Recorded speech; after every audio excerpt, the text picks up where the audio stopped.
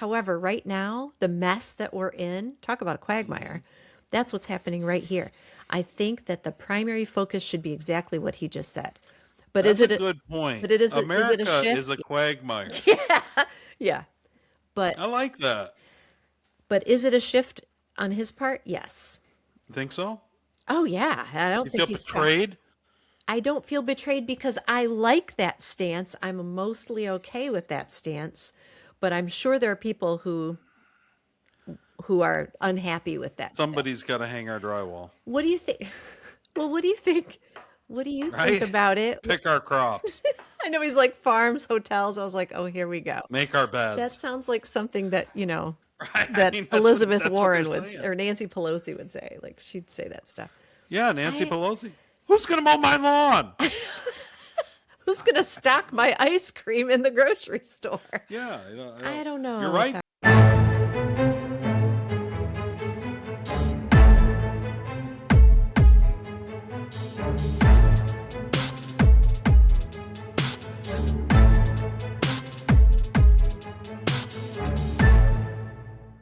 Welcome, everyone, to Todd's World. We're back after a long 7-day hiatus. The wildly opinionated news hour. I don't know what everybody did last week.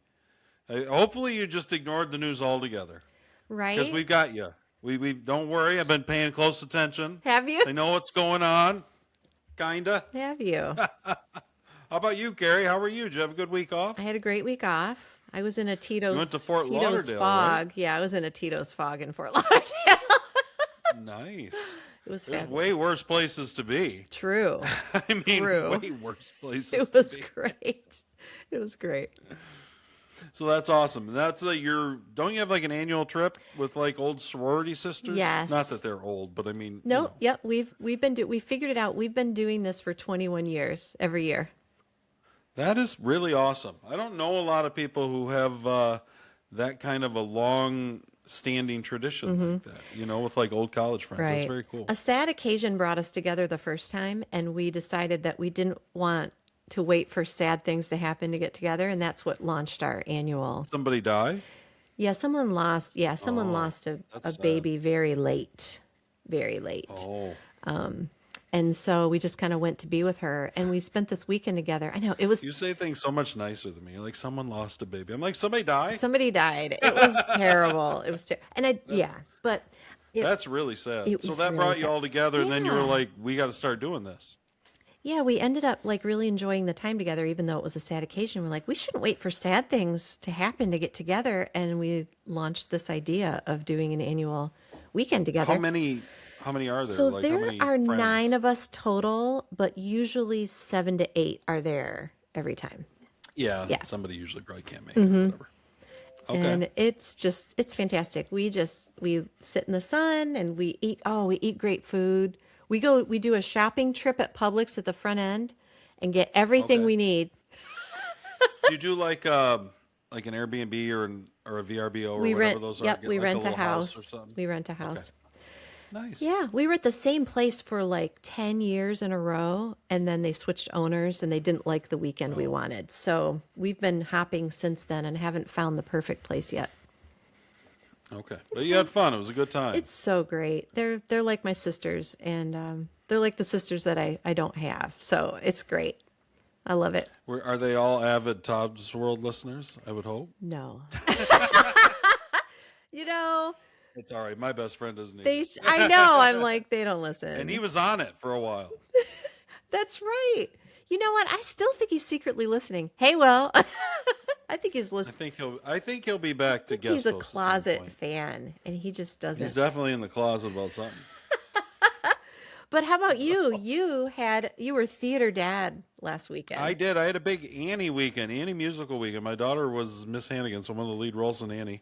My youngest daughter, Kate, and she did amazing. She did so good. Cool. The whole cast, the whole crew, Pitt, director, it really was. It was a great show.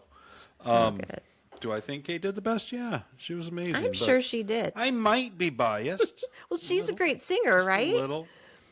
Well, if this tells you anything, my Lauren, Mm-hmm. my middle daughter, who is a singer-songwriter. Writes songs all the time. Does her gigs, everything. Right. When we got out at intermission, we were standing there. We walked out at intermission, and she said, "I might not be the best anymore." Wow. Hold on. I told that to Kate later, and Kate was like, "She never was." You know what? Good for you. You're raising daughters with superiority complexes. I love that more than anything. So that's what we were doing. It was fun, actually. That's really cool. Will, our old buddy, came into town, and he was here for the whole weekend. He went to 2 of the shows with me. So Your fun. mom went to one of the shows. Aunt Nancy, one of our original listeners, who's amazing. Yes. She went to the show. We had a great time. We really did. It was a She great said it weekend. was awesome. So yeah, it was That's fun. so cool. Oh, I love it. So while you were out, while we were enjoying ourselves, Yeah. the Iranian regime in Yeah. Iran wasn't. They weren't enjoying themselves as much. They're not having a good time. They didn't get a weekend off. No, they did not. But here's what I want to know. What I'm curious about. Okay. So you're with your friends. Yep. And you're all around the same age. Obviously, you went to college together. We are. Bunch of Gen Xers, Yes. right? By and large, bunch of Trump supporters, probably. No. No. No, I would Is it kinda say it's split, about, or- it's pretty split. So political party, we're split. I say that because you were from Hillsdale, so I Right. just assumed. I know. One would assume. No, I would say that we're about 50-50 split, like political party wise. Okay. All of us are fiscally conservative, like economically. So you think of Hillsdale and all that. But man, the social issues and all that kind of pulled some over past the midway point. And I think also Trump is he's a wild card in the equation. So Is he? He's a little Yes. polarizing, shall we he say? is. We do not talk politics. You don't. Oh, no. Well, you might not be able to help me then, because I was curious if there was any talk about the war, or if you had any sense of this Iran stuff going on, if people, or if it's not even on people's radar. That's what I'm curious Oh, about. yeah. They know what's going on. The only people who talk, If you got any kind of a vibe from anybody on whether they, the vibe is they think, oh my gosh, like the world's coming to an end. That's among Really? That's among those who are liberal. okay, Yeah. so the libs, More liberal, yes. I would say more liberal. they don't like bombing Iran. No, I think they just think that the whole world, like they're very like doom and gloom about the state of the world.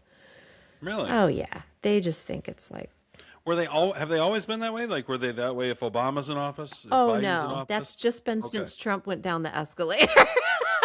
Trump came down the escalator. Yeah, now like Since the Antichrist showed up. on the DC scene. for the first time ever is in shambles because of this one orange man. That would be how I would describe their view.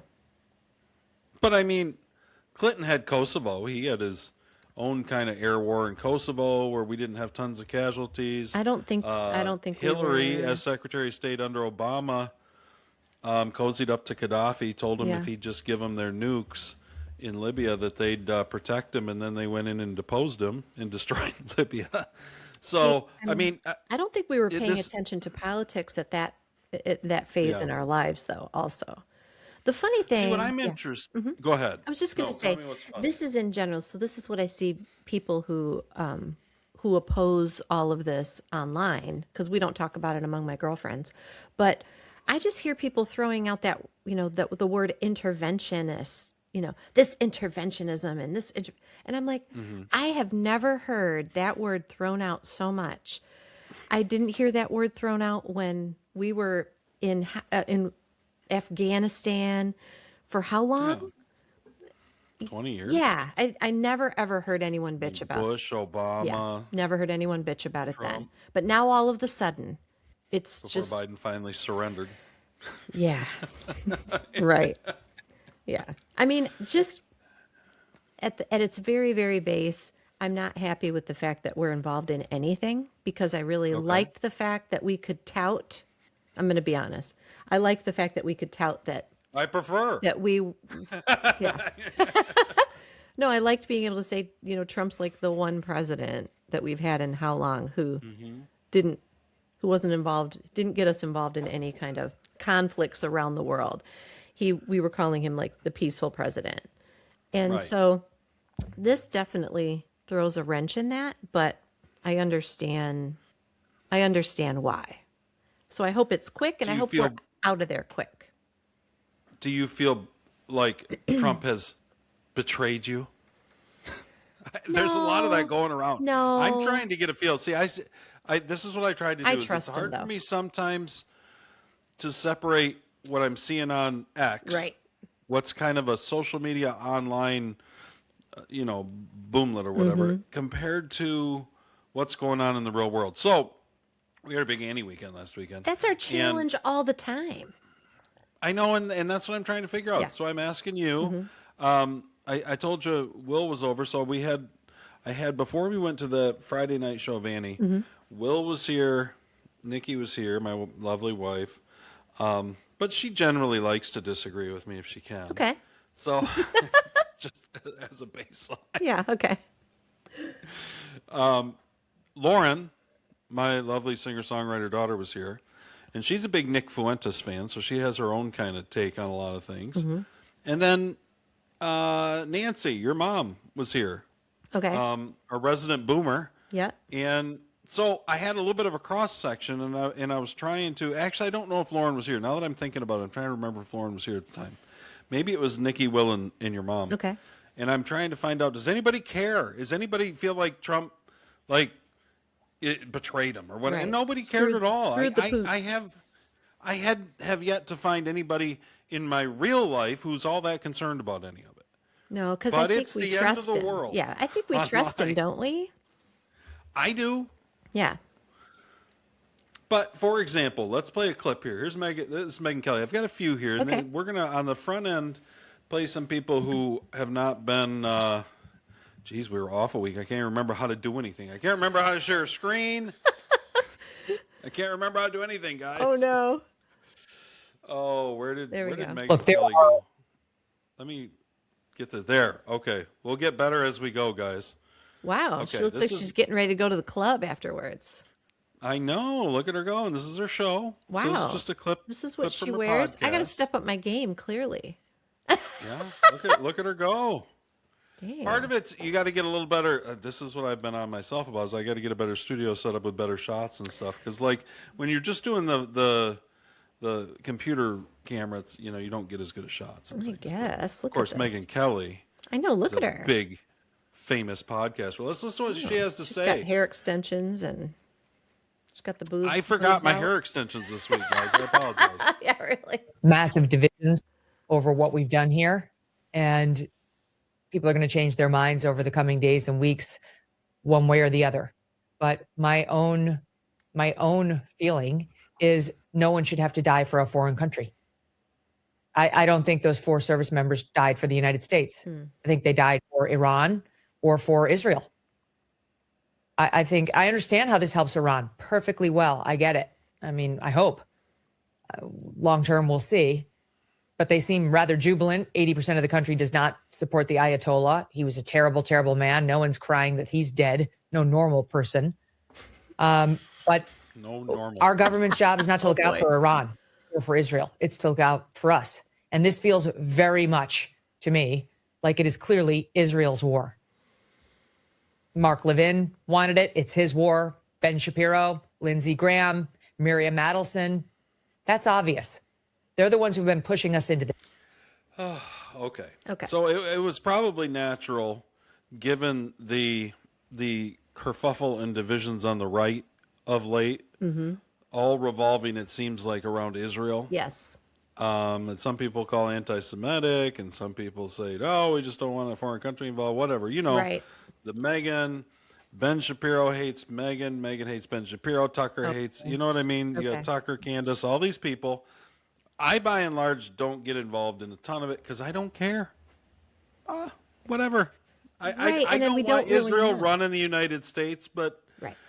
I don't think that they probably are. This doesn't seem that I didn't reflexively think, oh, this is Israel's war. I understand Israel would want it would benefit Israel, but I feel like it benefited the United States to get rid of Iran as much as anybody.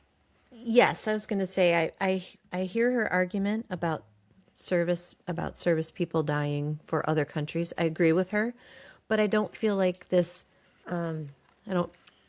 Was that we, true in we World War II? well, no, but I'm just going to say, but it ultimately does impact us, you know? I mean, we So, lost hundreds of thousands of servicemen fighting for, and it was in other countries, foreign countries. Mm-hmm. Now maybe you like France better than Israel. I don't know. well, it's But it's a different era. But today, I mean, I understand her argument. I'm just saying that protecting ourselves from Iran is a legitimate cause.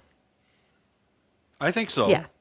So, I didn't have a big problem with it. Yeah. I haven't. I mean, every president that I think since, I don't know. I don't know if Reagan talked that much about Iran, but I'm sure he did because it was Right. during Reagan's first election when they were dealing with the Iran hostage crisis. yes. And the second that Reagan got elected, remember, Iran let all the American hostages go. Which is so because Jimmy interesting. Carter was so weak.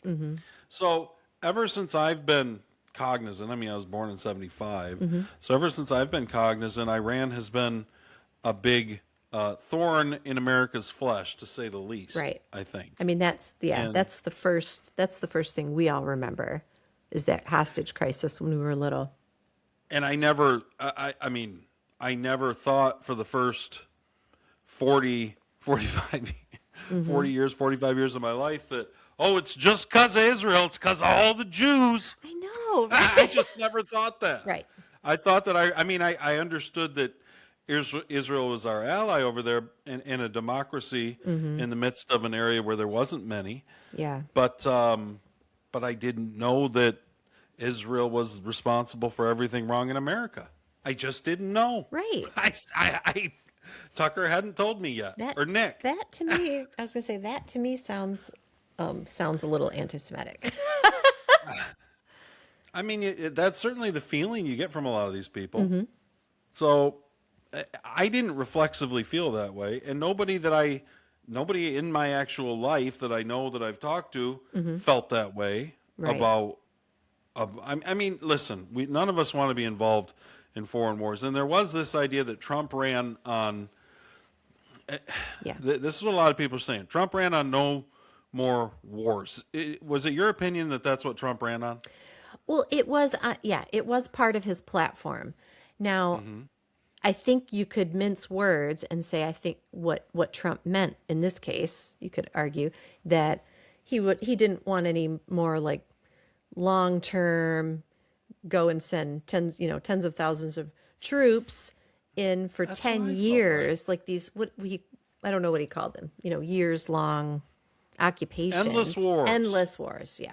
That's what I felt like Trump ran against. Yes. I always felt like Trump was never running like he was the big peacenik. He wasn't like, listen, we don't even need a military.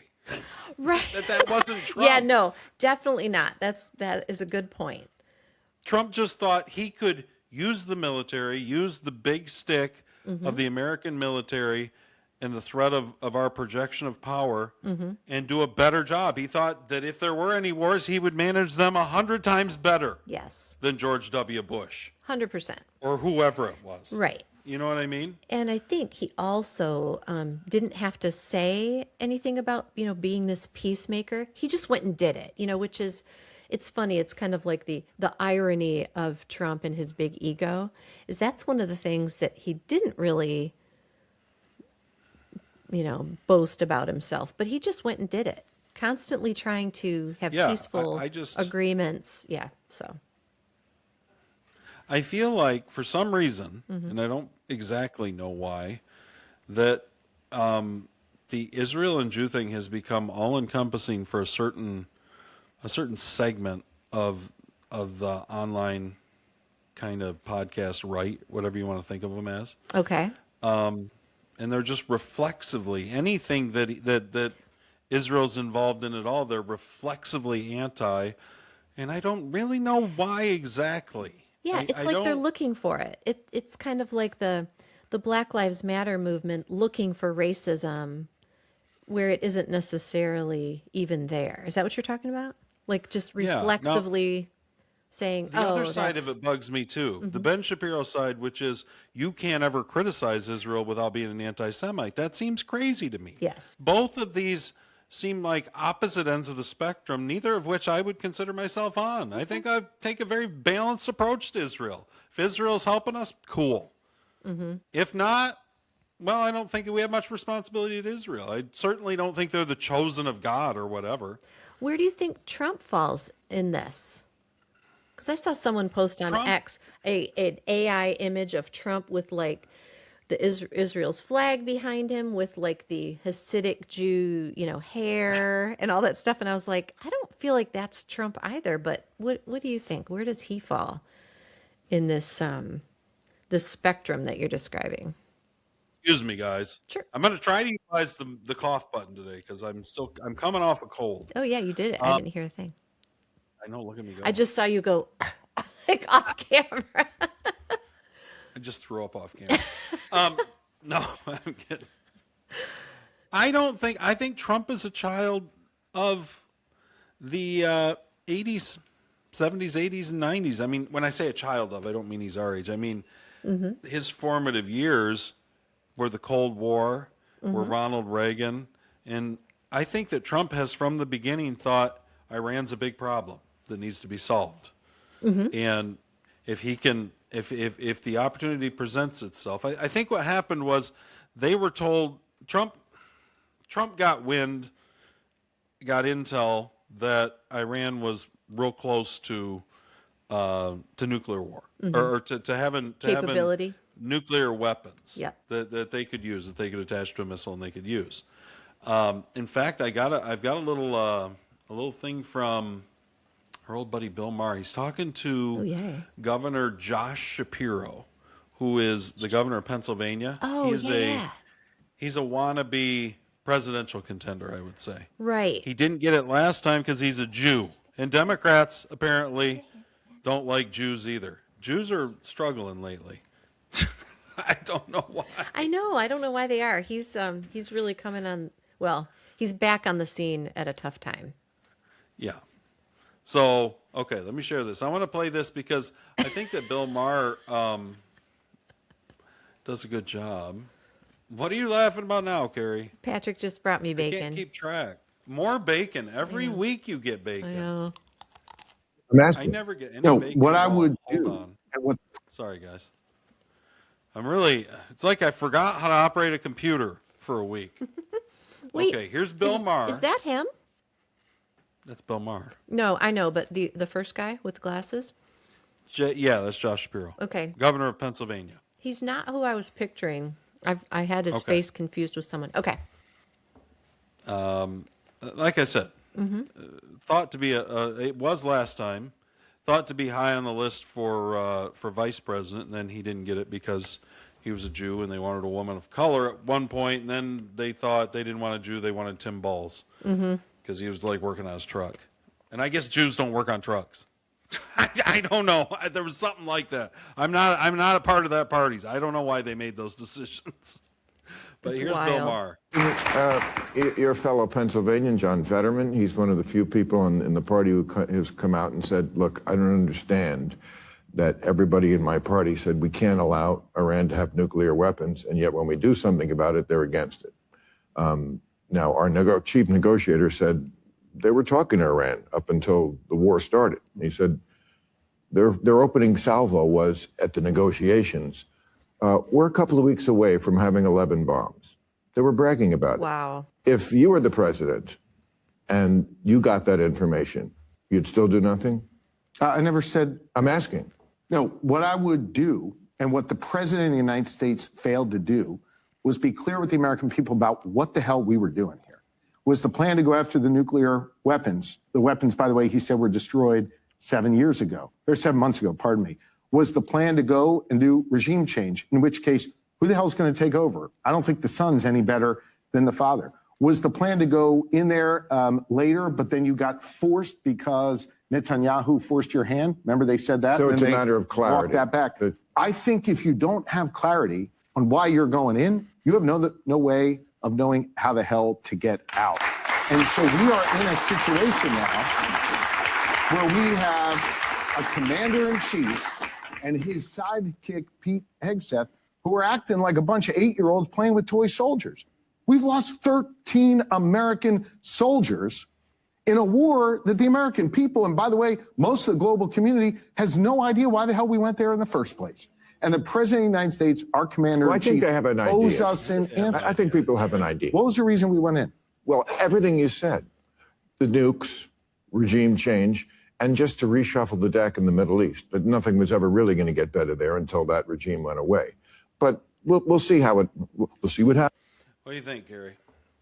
If you were the Loving president, Bill Maher right now.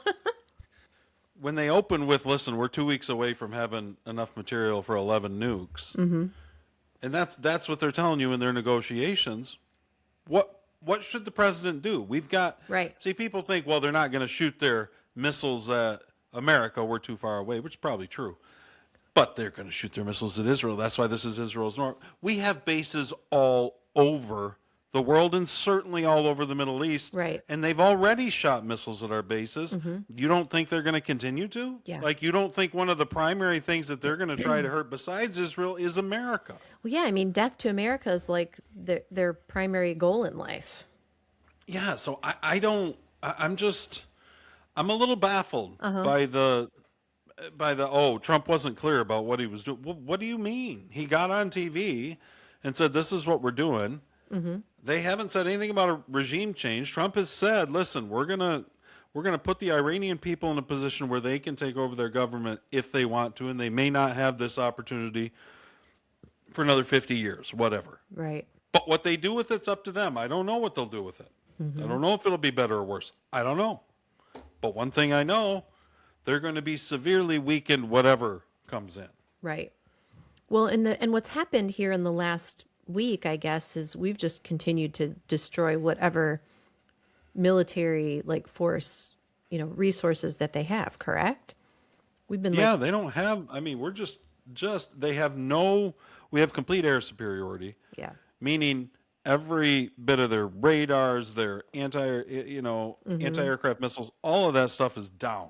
Yeah. We can fly over and bomb at will, drop whatever ordnance we want from whatever altitude we want, wherever we want in that entire country, for as long as we want. Now that's a difficult position. Right. That doesn't mean that's still a long way from regime change in a country as big as Iran. We have 90 million people in all the mountains, and and they have their Iranian, what is it, the Republican National Guard or something? Iranian Republican National Guard or something. Is that their military or whatever I think so. That kind of serves the regime, the Islamic regime there? I wonder how Maybe they it's feel about it. Islamic. Well, Trump has said from the beginning, listen, if you surrender, then we're not going to hold you to account for anything, and you can get on with your life. If you don't, you're going to die. Okay. Which I always thought was a little, if you were one of these people who, they killed like 40,000 protesters in 2 weeks. If you were one of their families, would you be like, oh, they shouldn't be held accountable? I want to know, how did that happen? How did they kill that many people? Because I haven't been able to find an answer. This was it was a few months ago. Right. When the protests were breaking out. Right. But I just don't understand. I haven't been able to confirm. I thought, is that number being exaggerated? How did they kill that many people? Well, this is, It's a side quest, but. I had a clip here from one of the Iranians that was fleeing the country for one of the, I don't know if it was Armenia or one of the countries that's close there. Okay. On the border. And they were asking him, why are you fleeing the country? Why aren't you staying? Why aren't you taking over your government? You know what I mean? The whole thing. Right. Let me see if I can find it. Sorry, guys. My typical problem with X bookmarks. I can never find what I want when I want it. You do great. While you're looking for that, I also just want to say that is it Josh Shapiro? Josh Shapiro, the governor of I Pennsylvania. cannot believe they didn't choose that guy. Because he would have been a force. It was because he was Jewish. I'm just saying, that's crazy to me. Because that guy, I don't agree with what he's saying, but he can string two sentences together, and he seems like he probably just he's just sharper Seems than like he'd be 1,000 times better Yeah. than Kamala or Tim Balls, yeah, right? both of them Or put Biden. all three of them put together. I feel like Josh Shapiro is like sharper than all three of those people I put think together. most people felt like that at the time, It's wild. but for whatever reason, the Democrat brass they have this. They remember Gaza was going on, or it was we were in the process, whatever. And Right. and there's this big Palestinian cohort within the Democrat Party. That's the part of the Democrats got this. They've got all these disparate. They're just a collection of these disparate groups who don't really have all that much in common with each other. Right. Did the Free Palestine thing impact the Yeah, because party? the Palestinians hate the Jews. So if you've got That's the nuts. squad, if you've got Rashid Tlaib Right. from Dearborn, Michigan, then she's not gonna. You bring a Josh Shapiro in, you bring a Jew in, and his a Jewish governor. They're not gonna. They're just gonna disappear. They're not pretty gonna wild. vote. So It's it's wild a to big me. problem for them. It's a really big problem for him. I wish I could find that, but the guy basically said, this is a religious war, and he said I'm not sure that you can really protest with these people. Like the problem is that they think when they kill you, that they're doing the Lord's work.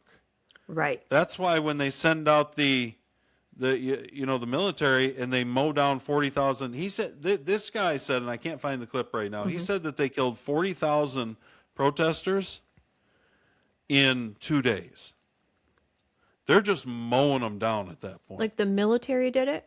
Yes, military's just coming. That's why the protests stopped, because they just went in and started mowing them down with machine guns. Wow. I mean, it's not that much different than what China did with Tiananmen Square. Remember? Yeah, but they I just can't ran believe over that the protesters with tanks. I can't believe this isn't like a bigger story. Because as I started hearing those numbers, I was like, where is this? And I was trying to find it, and I just couldn't figure out where that story was coming from. Where we're getting the information from is just those people that are getting out. But I mean, they're never going to let that out. They have the internet locked down. They have everything. Wow. You know what I mean? Yep. So they're not. That's not what they're about. So here he is. I found the clip finally. Oh my gosh, guys! Can you believe that I found a clip I've been looking for 10 minutes? Woo! Sorry. So frustrating sometimes. No, There's you're- got to be a better way to do this, Carrie, but I don't know how. You're figuring it out. Our daughter's very afraid of these noises. And yes, of course, we're scared of this. Where are We you? ask people, Sorry, guys. why are they leaving everything behind? Why are they fleeing their country? Why not perhaps stay and protest against this regime? One man said, I'm not sure if you can protest against this regime. They have a religious view. So anybody who protests against them is God's enemy. They say protesters are heretics and you can kill them. They killed 40,000 protesters in 2 days. And in their point of view, they go to heaven for doing this. Damn. So that's the point of view potential protesters would be up against in Iran. John, back. So that's what Iran, That's what the people of insane. Iran are dealing with. That's so insane. And I don't know.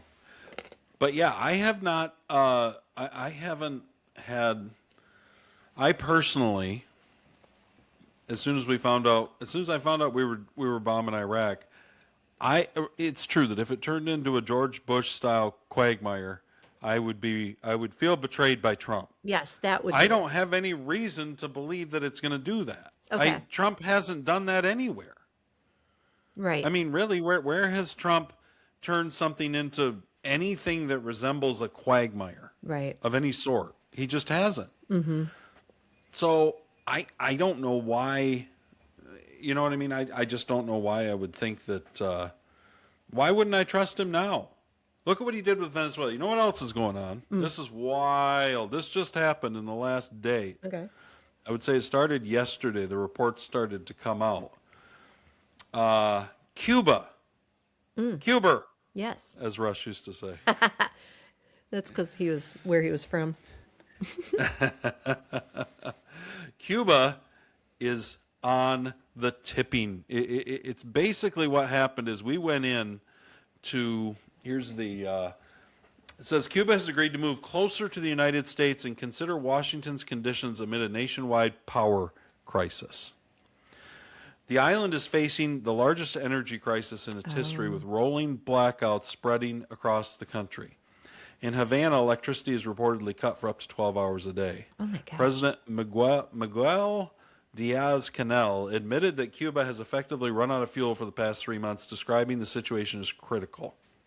Facing a worsening economic and energy collapse, the Cuban government is now prepared to seek assistance from President Donald Trump and begin direct negotiations with Washington. Wow. Rubio has been on the phone. Oh, with him. right. So basically what happened is we took over Venezuela. Venezuela was propping Cuba up with energy. Venezuelan oil. Okay. Yep. And once we shut that down, Trump told us Cuba was going to fall. Cuba's in the process of falling. We've got videos coming out. There's protesters on the streets every night. They set fire to the communist headquarters. The whole thing is coming apart in Cuba. Because the problem is there's nothing. When you deprive a totalitarian regime of all energy and money, I mean, you can't. You could any regime. Well, If you deprived right. If you deprived America of energy and money, we'd be the government would fall. Yeah, we'd be in trouble. What was the economic relation and political relationship between Cuba and Venezuela? I mean, was Cuba Very getting close. right? Cuba was, but were they Cuba getting? was providing. Okay. Well, they were getting oil at a good deal because Venezuelan oil was sanctioned. Same thing that China was getting. Okay. So they're paying lower prices because they're getting sanctioned oil. But in addition to that, Cuba was propping up the Venezuelan regime through. They were sending I guess Cuba intelligence is a decent system, and so they'd send their guys over, and the communists, and they were help propping up Maduro and everything else. So it was kind of they were huge allies.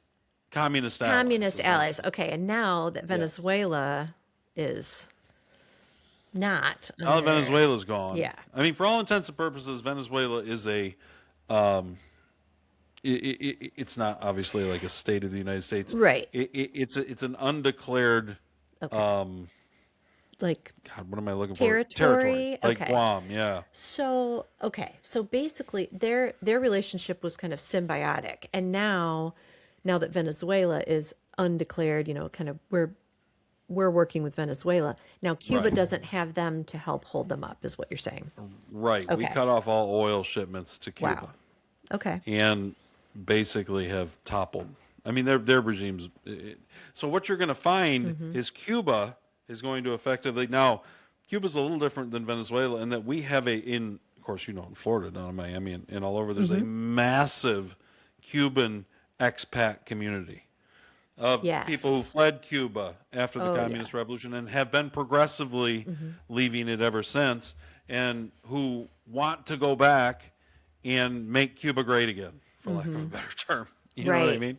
Yeah, And totally. so I mean, there are people. Yeah, there are people up here. in different than Mexico. Venezuela in that.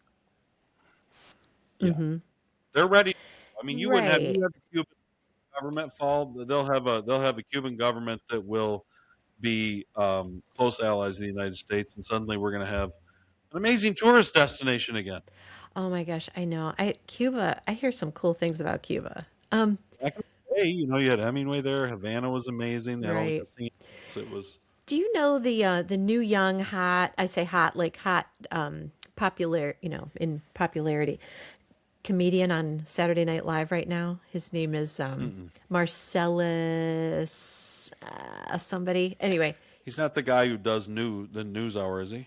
Not news hour, whatever they do, the news update. Or nope, whatever. not the news. He's the one who recently did a viral impression of the comedian Sebastian Maniscalco. It kind of anyway, he's hilarious. Oh, okay. But I believe his mother is probably his parents are from Cuba. And he's got a great stand up about Does like he? yeah, about how awful it was growing up in Cuba, and now we're here. We came here for a new life, and basically don't bitch about freedom to me. I came from Cuba, kind of a thing, Yeah. Yeah, it's hilarious, but that's really the story of so many people. Whole family. What I was going to say is, you'll occasionally meet someone from Venezuela here. I've had several like Uber and Lyft drivers from Venezuela, Okay. but here in Florida, you meet whole families from Cuba, like friends of bet. mine whose parents escaped Cuba to come here. Yeah. So like the last generation, it was bad. And don't all of them have a pretty? I mean, they have a big affection for Cuba. Like Oh, they want to yes. see Cuba free. They do, but they also Yeah. appreciate America. They're not here sure. hating America. Yeah, they're kind of like, I would expect to see Cuba turned into something, like I said, not necessarily a declared territory of the United States, but a close, something that we have a lot of influence over. right. A And- democratic, and a democratic country. Yeah. Imagine.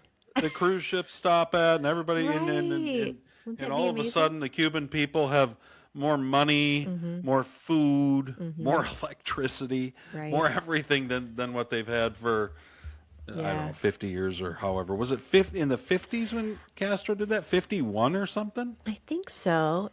Don't they say all the Or was all it the in the cars 60s? there are like Yeah, they're the old. They're bodies all like of old them American are like 50s cars. Yeah. It's like Because we frozen. put the embargo on Cuba and we stopped trading with them. Mm-hmm. Essentially, the idea was that we would kind of starve them out, which is now what Trump has done. But it didn't happen for forever. Everybody was like, "Why do we have this embargo with Cuba? Why can't we smoke Cuban cigars?" Right. And and so real quick before we get Yeah. to, I want to get off Iran. Okay. There's so much Iran out there. But I got Bill Maher talking to Anna Kasparian, and you know how I Oh, love Anna you love Anna I got to Kasparian. hear Anna Anna yell. Oh, she's Us cares about Yes. would be done for. Let's go back. Okay. This is Bill Maher talking to Anna Kasparian about Iran. Okay. Bill Maher, in all of these conversations with liberals or quasi-liberals, always comes off the most reasonable person in the room. Right. Because he's willing to admit reasonable things that just seem true. Yes, he is. Israel has nuclear weapons, Bill. They have nuclear And weapons. they don't, and that's They have the world's Right. military superpower backing them. right. Well, they have nuclear weapons which they don't use. If Hamas No, had no, a- they don't use if- it. if- Just pretend if, like if Hamas had a nuclear weapon, how many seconds would it take before they used it on Israel? I have no idea. Three years. 3 seconds. How do you know that, Bill? Come on. Because it's in their charter. If they used a nuclear weapon against Israel, They told I'm us. pretty sure Well, the very land oh, that okay. Hamas cares about Yes. would be done for. Okay, They'd be done then for. they would be martyrs, and that would be a good thing, because that's their death cult view of the world. It's a good thing when you die. That's why they strap suicide vests sometimes on children. The fact that you can't see the moral difference between these two sides always amazes me among people. I actually don't see the moral difference. I don't understand Anna Kasparian's stance on that. I don't either. I'm Wait. telling you, there's a... Isn't she conservative? No, I wouldn't say she's conservative. Isn't I she- would say I don't know what she is. She has moved in some... She's tried to move in some conservatives. She's tried to be a reasonable person. You okay? And a quasi-objective thinker. Okay. But the problem with her and the problem with Tucker, with Nick Fuentes, with a lot of them is that anytime Israel or the Jews are involved, it's like a mental block. Got it. I just don't And know. she's one of It's them. like talking to a Michigan fan about the Ohio State Buckeyes or back and forth. You know what I'm Okay. saying? Like they're just, they can't see reality. So it's why she suddenly thinks that Hamas wouldn't use nuclear weapons because Right. Yeah. I mean, that was the thing. Trump believed that Iran was close to nuclear weapons. Mm-hmm. Now, you can think, oh, that's a bunch of Israeli propaganda. You can think Trump's a fool for thinking that. Mm-hmm. You can think a lot of different things. But if Trump believed that Iran was legitimately a threat to American interests, which would be any of the American bases or military personnel or equipment scattered all over Mm-hmm. the Middle East and the world, yeah. then wouldn't we expect Trump to do what he's done? Mm-hmm. We've lost 13 We've lost 13 people. Listen, any soldiers that we lose is not good. But to be fair, we lose soldiers all the time in training accidents. And to be fair, Hillary sacrificed like 20 in Benghazi in one night. And Josh Shapiro wasn't all upset about that. He wasn't like, oh my God, what about Benghazi? I don't think he was leading the charge to find out what Hillary Clinton did in Benghazi. Of course. No, these people are liars. That's what it comes down to. And I will say one thing for Bill Maher, he's at least not a liar. You know what I mean? Definitely not. And he's really and he'll come out and say when he disagrees with conservatives on something. I mean, he still is who he is, but yeah, he's definitely he's not blinded right now. It's like the blinders are off for Bill. So let me ask you a question. Okay. I've got a clip of Victor Davis Hanson. Oh, okay. Who Victor Davis Hanson is amazing. He's been struggling with cancer. He had a rare form of lung cancer. It was they got it all out. Okay. I listened to Victor Davis Hanson's podcast throughout the week, so I really enjoy Victor Davis Hanson. I need to check him out. He's so good. So smart. He has he's in better health now. Good. So I think it looks like they got it all. Looks like I don't think he needs any chemo right this second, and so that's fabulous. But he's kind of on a part-time schedule. He's not quite back to his full-time schedule. Mm-hmm. But he's going to talk about, does Trump run the risk of splintering his base? What do you think with this Iran war? Do you think that Trump is running a risk with his base? I think that the initial reaction indicates that, but if we don't linger there, if this resolves the issue and we can then move out of this phase of military action, I think that we'll recover. His base. What would you like recover. to see done? How would you like to see this thing wrapped up? Well, I'd like us not to be there. I mean, in an ideal world, no boots on the ground. Right. Let's stop bombing stuff. I think we've done enough. Like when they've determined, like, let's wrap it up. And then the final piece needs to be that the people who take over need to seem reasonable, have good intentions with the people in mind, not the power of the positions in mind. So, I mean, that's out of our control. What if we've bombed them all to hell now? The latest thing that Trump did is he took out all the military and defense installations on Karg Island. Now, okay, that's 90% of Iran's oil exports flow through Karg Island, which is right in the Straits of Hormuz, which is this kind of narrow. If you were to look at the Persian Gulf and you see it going kind of around like that big Saudi Arabian peninsula, okay, it's kind of a narrow spot. So you've got Iran on one side, and they can basically effectively shut down around 20% of the world's oil flow. Now, Trump has stopped them from doing that. It is small. Now, Trump has stopped them from doing that, but then with this Karg Island, he's told them that for now, he's left the oil infrastructure intact. Okay. And decimated all the defense. So basically, American soldiers could go in and we could effectively take over this little island. Mm-hmm. We would effectively control 90% of Iranian oil exports on this little island. Okay. That's a big deal. Question becomes, are you comfortable if let's say we take over this little island, okay, and we just control the Straits of Hormuz? So we make sure that oil's flowing to the world. There's no threats there, and we've got that. We kind of ease off the bombing of Iran, and the people don't take over. The regime is still intact, but I mean, weakened to the tune of like 95% of what they once were. But they're still out there gunning down the Iranian people and protesters and everything else because we don't want to put any boots on the ground. Are you comfortable with that?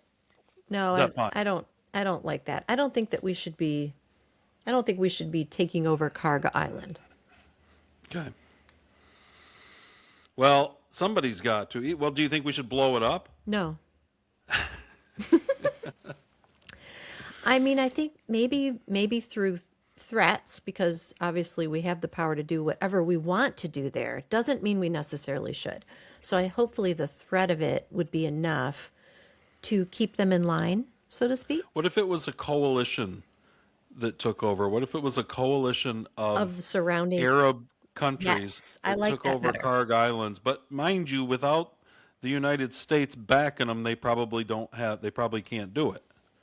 But they've got the United States behind them, and that coalition takes over. You like that idea? I like that idea. I like the idea of us backing them in spirit, not in physical. But you reality. don't care how many Iranians their regime kills, as long as we don't have any boots on the ground. Well, I mean, I care, but Well, I understand. I care, but I don't think it's. Not enough to put boots on the ground. No, I don't think it's. Which is fine. It's not the I'm not- concern. It's not the concern of us. It's Okay. it's not. We've talked on this show in the past couple of months about how important it is for us to secure this hemisphere. Right. And I think Trump has proven that with the right people at the table, he can foster peaceful relations in that region without us having a military presence. Well, without Now, there's a we difference just bombed the between hell boots on out the ground we just bombed the and a- hell out and of a Iran. military but- presence. yeah. You know what I Yep. mean? But Okay. no, I listen. I'm kind of with you. Mm-hmm. I'm kind of with you on that's what turns it into a quagmire. Yes. Whether or not we took over Karg Island or not, that wouldn't bother me so much. I mean, it really is all it would be is it'd be like us taking over something of China's that controlled 90% of their stuff. I'm always in favor of that. But Yeah, I just nope. I'd or rather somebody not. taking it over. I don't think we should leave.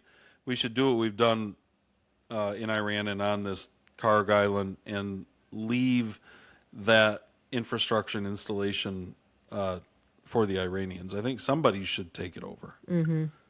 But somebody that's less of a threat to the United States and less of a threat to shutting down the straits. Saudi Arabia. Okay, Saudi Arabia's right there. Bahrain But is let's there. listen to Okay. Victor Davis Okay. talk about. This is just kind of a little bit of an overview of what he thinks is going on with Iran and how it's going to affect the Trump base. Okay. Possibly. Americans will, by a small majority, want the liberation of Iran if it's quick, if it doesn't cost Americans He's going to. a lot of blood and treasure, and if people around the world pat us on the back for liberating Iran. If we get stuck in a quagmire where we have to have ground troops and we get into the hundreds of American dead, it'll be a disaster for the Republican Party in the midterms. And finally, what happens with a MAGA base? And I'm talking about the people who identify with the former Representative Marjorie Taylor Greene, the former Fox anchor Tucker Carlson, some of the more fringe people like Nick Fuentes or Candace Owens or Steve Bannon, the MAGA people, America First. They have been loudly critical of this war in every aspect. The problem is that part of that criticism has been gloom and doom, and they have predicted it's not going to come out well, or they have predicted that it's really not in our interest, or that Donald Trump is a captive of Jewish influences. All of that does not resonate with the majority of Republicans that support Trump. It doesn't resonate with the independents. The left finds that as sort of a useful idiocy that they can glom onto internal criticism of Trump, but otherwise they have nothing in common with the extreme MAGA base. So I don't think that will be a hindrance or a break on operations, except, as I just said, if the casualties climb, if we have to put in ground troops, if there is a falling out between us and some of our allies, if the anti-war movement ramps up and takes its fumes, takes an accelerant, I should say, from the ICE demonstration, the No Kings demonstration, the Tesla demonstration, and really gets going as it did during the second Gulf War, then we could have some problems with the Trump administration's conduct of the war. I don't see that yet, and I think there's a good chance that we can still see a vastly weakened Iran within a month a triumphant United States. And the $64,000 question will be, who will be in charge of Iran? Americans. Whoops. Okay. What do you think, Carrie? Yeah, I agree with that. VDH articulate it for you? Yeah, I love that guy. I'm glad to hear I he's love doing Victor well. Davis Hanson. He's just incredibly smart. So what? I mean, what do you think? I feel like he's pretty much saying what we're saying. I think he's right. I'm pretty much with. Listen, I trust Trump. I look at what's happened with Venezuela. I look at what's happened with China. I look at what's happened with Cuba now. Like it's all shaking out like Trump wants it to shake out. I expect that both Israel and Iran will shake out like Trump. You want to know something that's weird? And listen, I don't have much on this. Okay. But just keep a sharp eye, people. And maybe this will all be resolved by the time this comes out. We record on Saturdays. The Wildly Opinionated News Hour doesn't come out until Tuesday, so sometimes we got a little bit of a lag. You know what is weird that's percolating out there? Rumors that Benjamin Netanyahu has been killed. Oh, damn. There's a video that was put out of Netanyahu, and when you look at it and you zoom in, he's got 6 fingers, so it's like an AI video. Oh boy. Okay. And there's some weird things going on. Now listen, like I said, maybe it'll all be resolved by the time this comes out, and I'm not going to spend a lot of time on it. Right. I'm just going to tell people that's percolating out there. I don't know, and it seems to me like something that would have been a rumor that would have been relatively easy to put down. I mean, if somebody said, listen, there's a rumor that Trump's dead, Trump would just show up and everybody would know Trump's not dead. He'd be like, I'm so not dead. It's like Mark Twain. Yeah. Rumors of my death have been greatly exaggerated. That's really. So anyway, I have no idea. All I know is that there's some things percolating out there, and he hasn't shown up and put him to rest yet. That's so interesting. What does that mean? I don't know what that means. Maybe it means nothing. Maybe. I don't know. But Israel has taken a lot of incoming missiles from Iran and attacks. So Gotcha. So the thing that made me laugh that Hanson said there was him talking about the protests. And he said the No Kings and the Tesla protests. And I'm like, how dumbass are those protests? Like the topics of our protests. I look at these poor Iranian people who are protesting, a corrupt government for freedom, and they're getting killed in the streets. And our people are like, Tesla, like we hate Elon Musk because he's rich. It's like they're so stupid. Well, the other thing you realize when you listen to Victor Davis Hanson, when he starts bringing that stuff up, is you start to realize how many things roll in week by week that then just roll right out. Like, and our attention spans are so microscopic. Right. I mean, our problems are so remember the small. No Kings protest, you know what I mean? Or the Tesla protest. They all happened. I remember them now that you bring them up. Yeah. But, It's just dumb. So dumb. Now, It's people without real problems. That's what it is. okay, so we've dealt with Iran. I trust Trump. Cuba's coming around. Venezuela's looking good. I trust Trump 100%. I think that Trump will be looked back on as just a lion of American foreign policy. A liberator But without war. what about what's happening Okay. on the domestic front? Okay. Oh boy. And we have Matt Walsh up, Okay. and he's going to he's going to say, listen, this compared to this. Let's hear what Matt Walsh has to say about. Look how manly his setting is here. I know. He's got so the much better. plaid flannel. He's got boats and fish, and I feel like he's compensating. yeah, I'm like, this is kind of like too much of He's an like effort. 5'2", so I mean, you could stand him next to me, and I'd be like, see, I don't need the set. I like Matt Walsh like in general, but this just made me laugh on freeze frame here. I like Matt Walsh too. He's pretty good. Okay, let's hear what he has to say.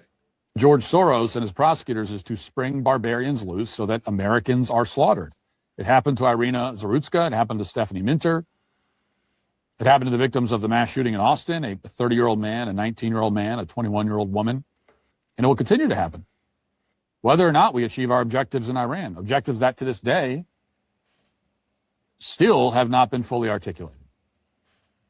As it stands, this is the status quo you're expected to accept. That we can terminate the supreme leader of Iran, despite all of his security and paranoia and power. But we can't deport Somali fraudsters in Minneapolis. We can't denaturalize scammers and grifters who openly declare for the world to see that they despise the United States and seek to destroy it. We can't get gangster thugs and illegal aliens like Kilmar Abrego Garcia out of the country without 10 different female judges, all of them with foreign last names, issuing an immediate nationwide injunction. We can't imprison the insurance executives who are ripping off Medicaid by sending massive payouts to fake autism treatment clinics and leering centers while keeping a cut for themselves, of course. None of that is possible, apparently. So we can eliminate a threat thousands of miles away, a threat that's supposedly urgent. But we can't do anything about the clear and obvious threats that are living in this country right now. The mission. What do you think, Carrie? You know, that is some serious mic dropping going on right there. Pretty good point he made. That's why I played the clip. I thought that earned a place. That did earn a place. I'm just like, when he said a bunch of female judges with foreign last names, I was like, damn. Yeah, why is that? What takes so freaking long? Well, let's play a clip of Trump here. Do you believe? You know what? Maybe I should play. I try not to play much Nick Fuentes, but You try not to. That's good. he on occasion makes a point that that I feel like is a decent one, and I'm going to play Trump right after this if I can find this clip of Nick. Here is this him? Now this, listen, he says he's got information straight from somebody. You know what happened in Homeland Security? You know Kristi Noem got fired? Got fired? see that? Oh wait, Yeah. from was it Department of Security. Homeland Security? Yeah. Yeah. Trump let her go, and he's replacing her with some senator from Missouri. I can't remember the guy's name. Okay.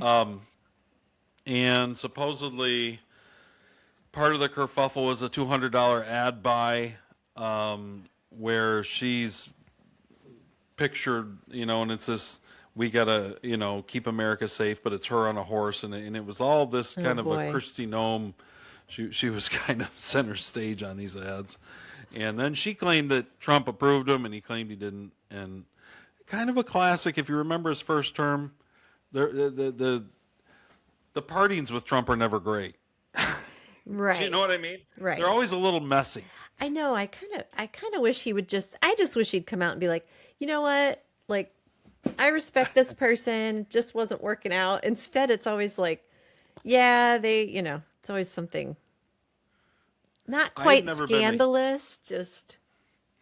I've never been a huge Kristi Noem fan. Obviously, I've always been more of a Tulsi Gabbard fan. Oh yeah, Tulsi's awesome. Kristi Noem is a little. I'm going to sound really judgy. Can I just be a girl here? Be judgy. I'm going to be a judgy. judgy girl, Carrie. I loved hot girl Kristi. of other hot girls. What's that? They're the words.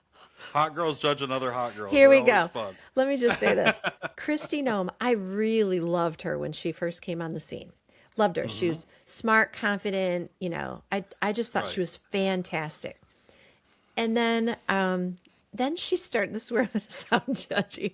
Then she started doing a bunch of like lip fillers, hair extensions. Like she's like, oh, I'm on stage now. I need to look a certain way. And it was like, girl, I thought she was fabulous the way she was. So she went mega glam. She did. And it's like, there's a certain mega Trump world glam. Yeah. And I don't like the fake stuff. So I don't either. Do you know, what's her name? Campagno. Do you know that adorable, so smart. Her name starts with an A, like Ashley or April Campagno. I might if I saw her. She's like a Fox News contributor. She is stunning and looks completely natural. Obviously, she's got like makeup on for the camera and everything. But I'm just like, with the lashes and the lips and the cheeks, it's like Kristi Noem. They're making jokes on South Park of like her face. I want everybody to know my eyelashes are natural. Right a lot of people think I have extensions. Yeah, guys they have think amazing it's ridiculous eyelashes. that I get the great eyelashes that I do. It's beautiful. These are natural eyelashes and natural hair. I love it. Oh my gosh. Hey, my hair's natural. You go back enough years on our podcast, I was as bald as Todd. That's true.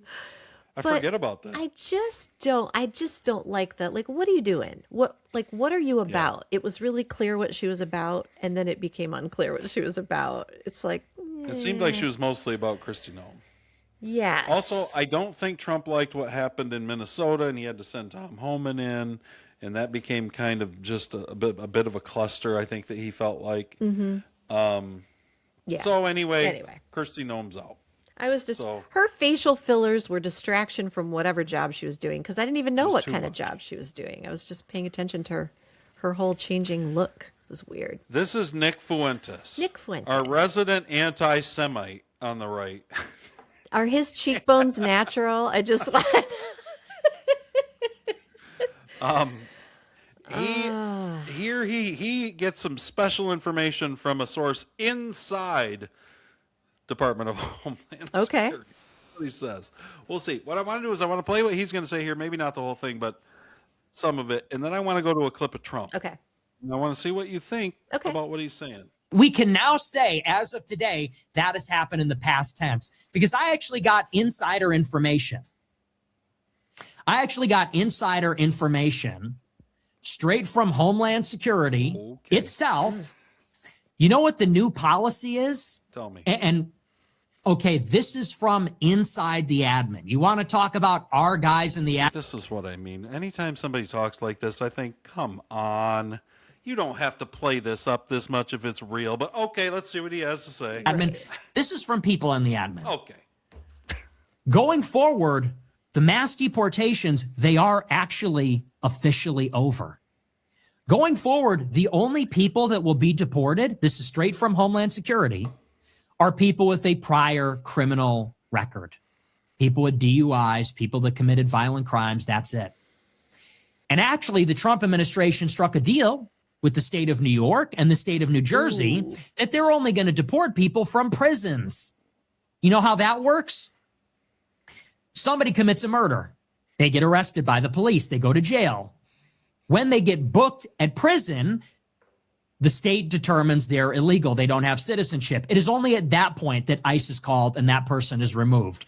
No more patrols, no more raids, no more do you speak English, no more where's your proof of citizenship. All of that is done now. That's over. Mass deportations, it's not just over in terms of the messaging from the campaigns, it's over as a policy. And it is March, okay, take the date. It is March 11th, 2026. How long did that take? It took a year and a month. A year and a month for us to shut it down. You know the rolling daily average for the past 7 days? I got this from the source. It's 900 apprehensions per day. 900 apprehensions per day. now? That's the rolling average That's what he's saying. for the week. That's pretty good, From man. his super secret source. Well, listen to the totals he gives you. Okay. That's going to be fewer than 350,000 for the year. So we had 230,000 last year. Mass deportations are already over. We're going to get fewer than 350,000 this year. We're at the midway point, let's say, by 2027, and you don't even have 500,000 people removed from the country in the whole second term. It's already done. And I don't know what else to say other than I told you so. Okay. Wait, is he? What do you think, Carrie? Did he just say? I don't know if I misheard him. Is he saying that we're going to have fewer than 500,000 out by the end of the second term? That doesn't math at all. In 2 years. No, in 2 years. He's Okay. saying that that would be 1 million over the. You'd have over half a. I was like, you'd have over 500,000 after 2 years. Anyway, But Biden let in probably somewhere between 20 and 30. right? I mean, okay, but I don't know. That's his super secret source. okay, super secret source. And I feel like he's doing his whole like Alex P. Keaton impression right now. He's like, he was like 17, wearing a suit and trying to sound like he's got insider contacts at Homeland Security. Okay. I'm just telling you, he's got a there are people who listen to him In and admin, who Todd, in admin. believe him. Okay. I don't know that. Okay. And he's not the only one saying that mass deportations are, for all intents and purposes, over. Okay, let me find Okay. this Trump clip. All right. I want you to hear what Trump has to say About Alex P. about Keaton. deportation. Okay. Well, he doesn't ever About- really acknowledge, Right. Nick or Sure. whoever, he did Which I acknowledge think is Trump. wise, actually. I agree. I agree, and I don't spend a lot of time on Nick. Mm-hmm. Although I know, I mean, my daughter listens to him. I know people who, and Sure. I know that in that group, he has some influence. You know what I mean? Yes. Okay, here's that clip of Trump. Okay. Let me pause it. Let's do this. Where are you at? Sorry, guys. You'd be amazed how Hall of Fame level I do compared to You are doing Hall of how Fame. non-tech savvy I am. Okay, let's hear what Trump has to say. Now listen to Trump and take into account what Nick just said about his super secret source Okay. and no more mass deportations. Super First of all, secret I would source. argue there have been no mass deportations. I will also Yeah, point I out wanted that to according to define the that. Trump administration last year, between self-deportations and actual deportations, it was closer to 2 million for just last year, which is Okay. different than what Nick is saying. Okay. Okay, I don't know. yeah. I don't have Nick's super secret source. Well, I don't was have gonna- Janet I in was, admin. I was going to ask you. I love this, like, admin. I want to know real quick, what does mass deportation, like, what's the definition of that? Because at this point, I feel like we need to. Anyway, go ahead. It would be rounding people up that are just here illegally and getting them out. Okay. Like Eisenhower back in the day did some mass deportations, and we deported, 6-7 million people. Okay. A lot of people. Okay. A lot faster than we are today. Yeah, well, So let's hear what Trump has to say. tougher now. Okay. Many countries opened up their prisons and dropped them into the United States. Those are the people who are getting out. And we have a lot of heart. They said, you got to lighten up on this. We have a lot of heart for people. They came in illegally, but they're good people, and they're working now on farms, and they're working in luncheonettes and hotels and all. And we're looking to get the criminals out right now, the criminals. And I think it's very important. I mean, every once in a while you see a story, we take somebody. He should be out because they came in illegally. So in theory, they should be. But we're focused on the murderers, the drug dealers, the mentally insane. We have a lot of mentally insane killers. I mean, you can't even talk to them. It'd be nice if you could have a little reason, but you can't even reason. These are seriously ill people. You have a couple of countries where they were loaded up. Their mental institutions and insane asylums were loaded to the gills. They're empty now. But they're filling up because we're bringing them all back. We know where they came from. And every country accepts them. You know, under Biden, they wouldn't say, they had so little respect that they'd bring them there and they wouldn't take them. They said, get the hell out of here. They would be bringing. Okay. Okay. So does that represent a shift, do you think? It is a shift for Trump. That, what he just described is, I've said before, I'm okay with that. You like that? I do. I'm very concerned about. You're like Joe Rogan. You don't want to see ICE showing up at Home Depot taking away the drywallers. Is that fair? I feel like it's not the most urgent matter in our scenario. I don't like the. You've never seen a bad drywall job. Listen, No, go I absolutely hate that our border was opened up and that we just let people flood in from the north, from the south. I hate it. I was opposed to it 100%, even though among those people there were legitimate, pull on your heartstring cases. We saw them. Sure. We saw news reporters line them up and say, where are you from? And it was like, China, China, China, China. Okay, that's total bullshit. And I hate that. However, right now, the mess that we're in, talk about a quagmire, that's what's happening right here. I think that the primary focus should be exactly what he just said. But that's is it a good point? But is America it a shift? is a quagmire. Yeah. But I like that. But is it a shift on his part? Yes. You think so? Oh yeah. I don't think feel he's betrayed.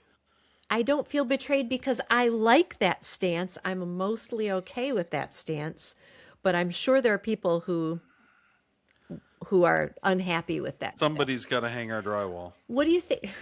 Well, what do you think? What do you Right? think about it? Pick our crops. I know he's like farms, hotels. I was like, oh, here we go. Make our beds. That sounds like something that, Right? that that's Elizabeth what Warren they're would, saying. or Nancy Pelosi would say. Like, she'd say that stuff. Yeah, Nancy Pelosi. Who's going to mow my lawn? Who's going to stock my ice cream in the grocery store? Yeah, I don't know. You're right, though. Todd. I mean, it's So you're okay, and that's what I wonder. See, I wonder if the American public, by and large, but see, polls don't show that. Polls have always shown that people are in favor of deportation, even Latin American, or you know what I mean, Hispanic Americans are in favor of deportation, maybe more in favor of deportations. the ones who have come here legally? Yeah. Yeah, I mean, Well, no, legally. I mean, yeah. the ones and there's obviously a huge portion of Hispanics that have come here legally, and they hate the people who come here illegally, Right. because of all they think of how much it took for them to get here legally. They hate it. Exactly. So, a lot of the problems that we have are not going to be fixed. Well, I don't know if they're not going to be fixed. They're not going to be fixed as quickly if we don't do mass. In other words, if we just decide, you know what, we're going to assimilate 30 million people who just came in illegally, and thank God at least the door's closed. But for right now, they all got in, and unless you're really bad, okay. Well, and you I don't can stay, and you can be on welfare, and we'll pay for your kid to go to school. Yes, and I'm not okay with that. I'm not okay. You don't get one without the other, really. I was going to say, I'm not okay with them just coming here and, living off our system and getting a bunch of free shit every month. I'm not okay with that. It's too big a burden for our taxpayers to bear. Yeah. So that I'm not okay with. I mean, we still haven't answered Matt Walsh's thing of, okay, we can go over to Iran and we can deal with that and we can expend that blood and treasure, but we can't deal with Minneapolis. Right. What is that about? Well, I mean, to some extent, it's harder to. This is from the Matt Walsh perspective. From a rhetorical perspective, if all you're trying to do is win a debate, and I'm not saying that's all Matt's trying to do. That's okay. I think he's making a good point. It's his primary. But if that's your primary thing, that's a point that's almost impossible to argue against, except that because it's in the states. Why did Abraham Lincoln? Why did the 4 presidents before him struggle so much? Because they're dealing with other states. We can't go in and bomb Minnesota. we can't go in and bomb the Senate. Right. I mean, we can't take out Tim Walz and. The people of Minnesota elected Tim Walz. They elected this entire structure that has facilitated all of this fraud. And at some point you say, well, why do we have to go in and fix Minnesota? Is it even reasonable for us to go in and fix a state? You know what I mean? I mean, listen, we've got all this fraud. Certainly the federal government, if there's fraud on federal things, they should go in and they should throw the book at them. Thus far they haven't. Maybe it takes a while to build a case. Right. I feel like our judicial process, which is valuable, it's frustrating, but it's valuable. I feel like that process can really slow down the works. Whereas we had no process to go and take out the Ayatollah. I mean, when ICE was in Minnesota and they killed the innocent Renee Good, who tried to run over an ICE officer. Right. In all her innocence. When they, at the behest of her lesbian lover in the seat next to her, when they killed the other guy who had the gun that he brought to the peaceful protest, and he ends up getting killed. When that kind of thing is going on, are you looking at it thinking, just feeling a little uncomfortable with what's like? Do you think, I don't know if it's worth what we're doing? Did that ever cross your mind, or did you think, no, kill more of them? Well, no, I think that might, and I don't know if this is, I can't imagine that this is Trump's thought process, but I did think it listening to him, and I thought, does he feel like the way we're going about it is simply dividing everyone even more? It's causing a whole new layer of unrest and dangerous situations. So he's neutralizing, if he does that, he's neutralizing that violent process. He's protecting ICE agents. I mean, the hate for ICE, who actually, I mean, the primary function of ICE is a good and noble one for the protection of the American people. But the way it's portrayed, because of some incidents and whatnot, and protesters who are funded by, evil forces, it's hard to win that battle in the court of public opinion. Well, and is it fair to say that as strong as Trump has been on the foreign stage and with America's enemies, he has shown a tendency to back down on domestic issues? I mean, what else would you say about COVID? What else would you say about the Summer of Love riots? Well, our theory on that was a little different, but I mean, why not go in and just let Minnesota burn? I mean, that's essentially the same thing that we're talking about. Let Portland burn. When I say that they elected Tim Balls and they elected all the people that have facilitated all this fraud, let Minnesota burn you know what I mean, metaphorically. Right. It's the same idea. And Trump has shown a hesitance to get to really kind of for those the fights, and it's always going to be a fight. The left is going to fight him everywhere. He doesn't show that hesitancy personally when they're coming after him, and he doesn't show any of that on the foreign stage. But when you get him on the domestic stage sometimes, and is the only difference that, well, the federal government going into states feels kind of heavy-handed. You know what I mean? Right. Yeah, I've not thought of it that way. I mean, Minnesota, so Matt Walsh is comparing Minnesota, for example, to Iran, and it's really apples and oranges. I mean, they're both fruits, but they're not the same. And Trump's responsibilities are different. But at the same time, we have an invasion that we have to somehow deal with. A king. And already we have sleeper cells that have, I mean, our good buddy Will texted me the other day and he said, there's been 3 attacks today. I wasn't watching that close. I was busy working. And he said, I'm telling you, all these sleeper cells are going to start popping up, and we're going to find out just how many Biden let in. Right. And then you saw the terrorist attack. Did you see in Michigan where they drove into that? Was it just yesterday or a couple days ago?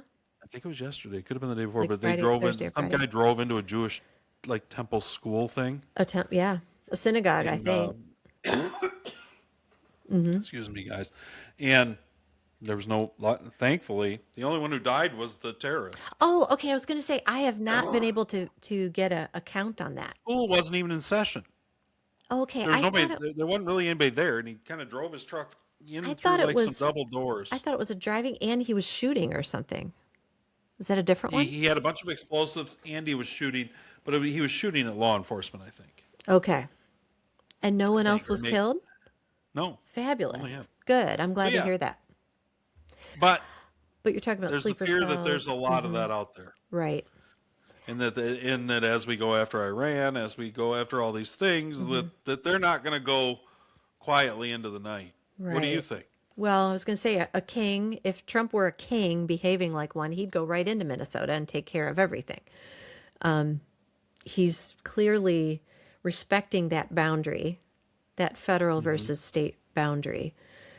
The sleeper cells, God help us. Is America less safe because he is? You know what I mean? Well, it can't fall on one man or one office, or it just can't. That is the thing. It's when you say that, it's hard to, you know what I mean? Yeah, it's hard to argue with. It can't just fall on Trump. Right. How much does Trump have to do? He already took a bullet for it. Right. And I'm sorry, if you look at the United States, like this border all around it is Trump's responsibility. He can't be responsible for every border within the United States. Yeah. He just can't. I mean, if you kind of define it that way, so you're okay with no mass deportations? Do you think that? Do you feel like that is a? In other words, this is something. Again, does he run the risk of splitting his base that way, or do you think that people that a lot of the base, and listen, I was at the rallies where we were talking about building walls and we were talking about everything else, and we're going to deport them all and everything else. Was that just a wink and a nod during election season? And is that okay? I don't know. I don't like to think of, I don't know. I don't know how to answer that. And I don't like the idea of saying out loud that, or even thinking that Donald Trump is now like just kind of bowing down to politicals, to the political pressure. Like, is this just But, politics? I Like, mean, to some well, if extent, I want some all support, presidents have to deal with politics. Politics is the art of the possible, right? is that right? Yeah, that's That's what. a very, who That was said what that? Benjamin. I think it was Benjamin Franklin who said, The art of "Politics the is the art of the possible. possible." I'll tell you, that is the most generous description of the word politics I've ever heard in 2026. I don't even know if that fits.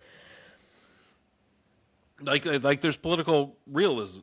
Mm-hmm. We're dealing with that in the Senate right now with the SAVE Act.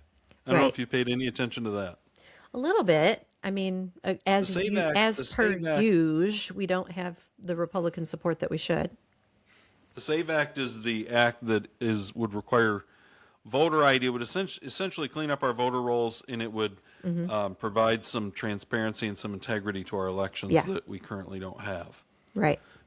It would force like Jocelyn Benson in Michigan, the Secretary of State, to get dead people off the rolls. Yeah. And I will say that the Democrats have had a chokehold on the dead vote for as long as I can remember. As long as I've been alive. It's very a big important to them. constituency for the Democrats. Yep. It really is. It's wild to me. It's wild to me that is a debatable issue on the table. And yet, that is I had a clip here on how popular of an issue that is. Like, I want to say 75, it's an 85%. I think if you go across the board, Okay. 85% of the American people people. are in favor of federal IDs, of the SAVE Act, of tightening up elections. Right. So And are yet these the people Senate writing to their can't get it done. senators? Why can they not get it done? The John Thune doesn't want to have an actual standing filibuster. I mean, there's just a bunch of they're just the Senate is the weakest link. All of Congress is a fairly weak link. The Senate is the worst. So and John Thune said, I have 5 Republicans like your Susan Collins, your Tom Tillis, who's retired, and a lot of these aren't even going up for re-election. They're retiring after this. Okay. And they're the worst kind of rhinos you could ever imagine. And So he's got to frustrating. deal with them. So to some extent, is that part of what, you know what I mean? And don't you What we're dealing feel, with? you describe them as the weakest link, don't you feel like the House of Representatives is just, they're a little bit closer to the people? Like they're Well, a they're little more, elected every 2 years. Right. And that was all by design by our founding fathers. But the problem is that the Senate has become, yes. between the Senate and the courts, have become like the bastion of deep state control. Yeah. They're like the non-perishables. Like they're just on the shelf forever. And they just yeah, I hate it. So I think Trump's dealing with that. Now he's got, and you know what? Here's the deal. We never get all of what we want. So when people like Nick Fuentes or Megyn Kelly or Tucker Carlson, and I'm not saying I dislike any of them. Yeah. I don't listen to Nick much other than a few clips. And I don't listen to Tucker and Megyn all that much other than clips anymore, but that is only because, I don't know, I haven't found, Tucker's gone a little off the rails for me. His just obsession with, it's that Jew obsession.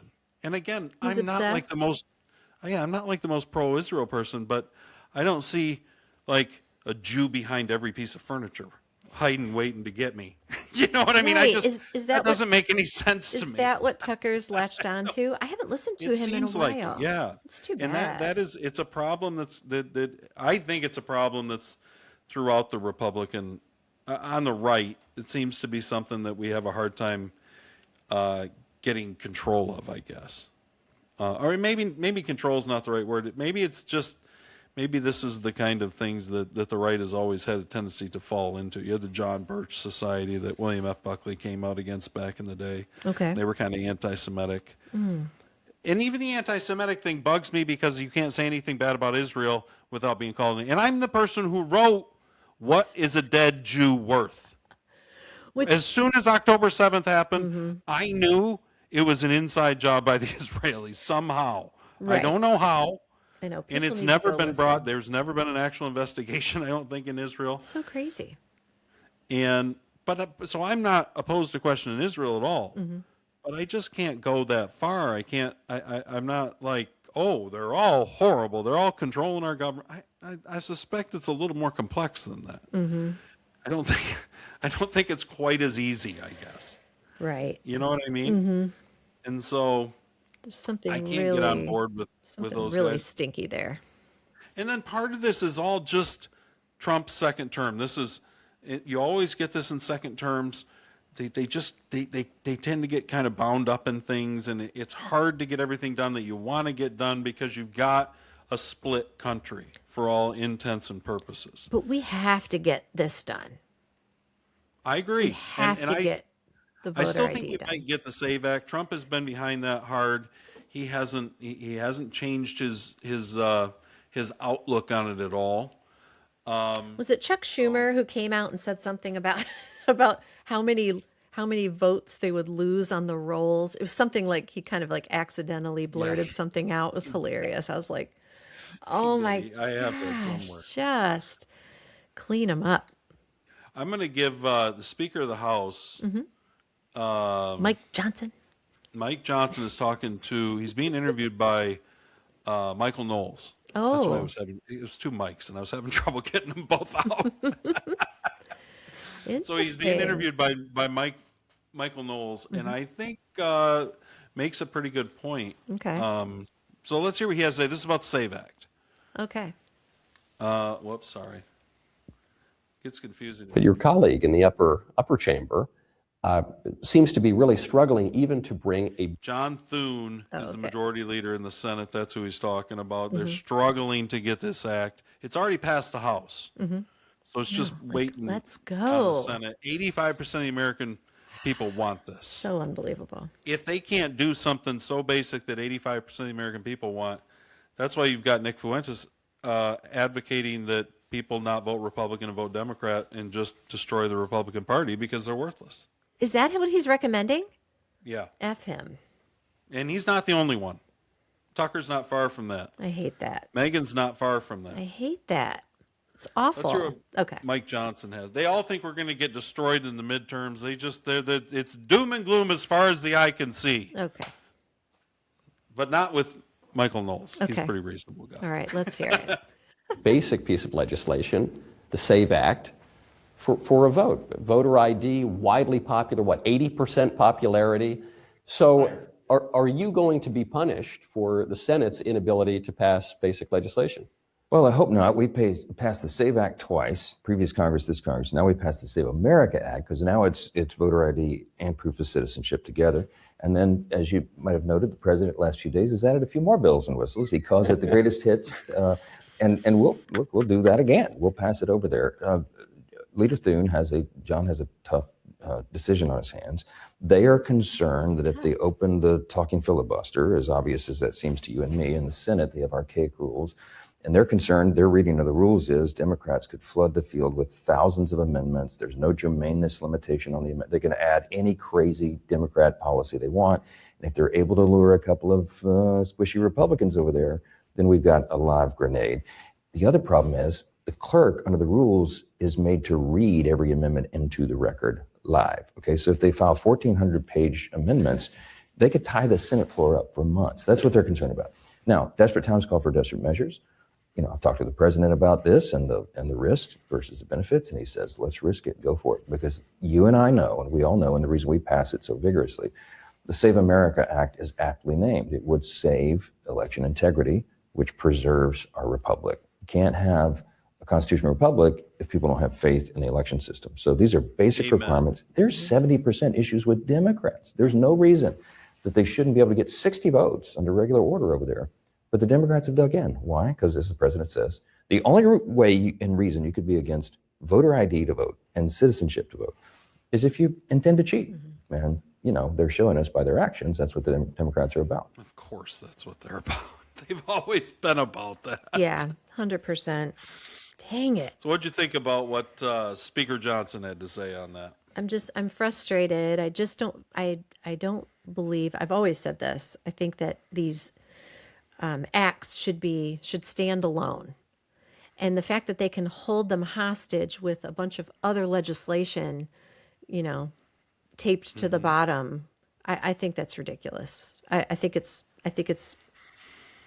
unacceptable. What do So. you think about the argument that if the people have, which is, what's the point of voting for Republicans if they can't govern?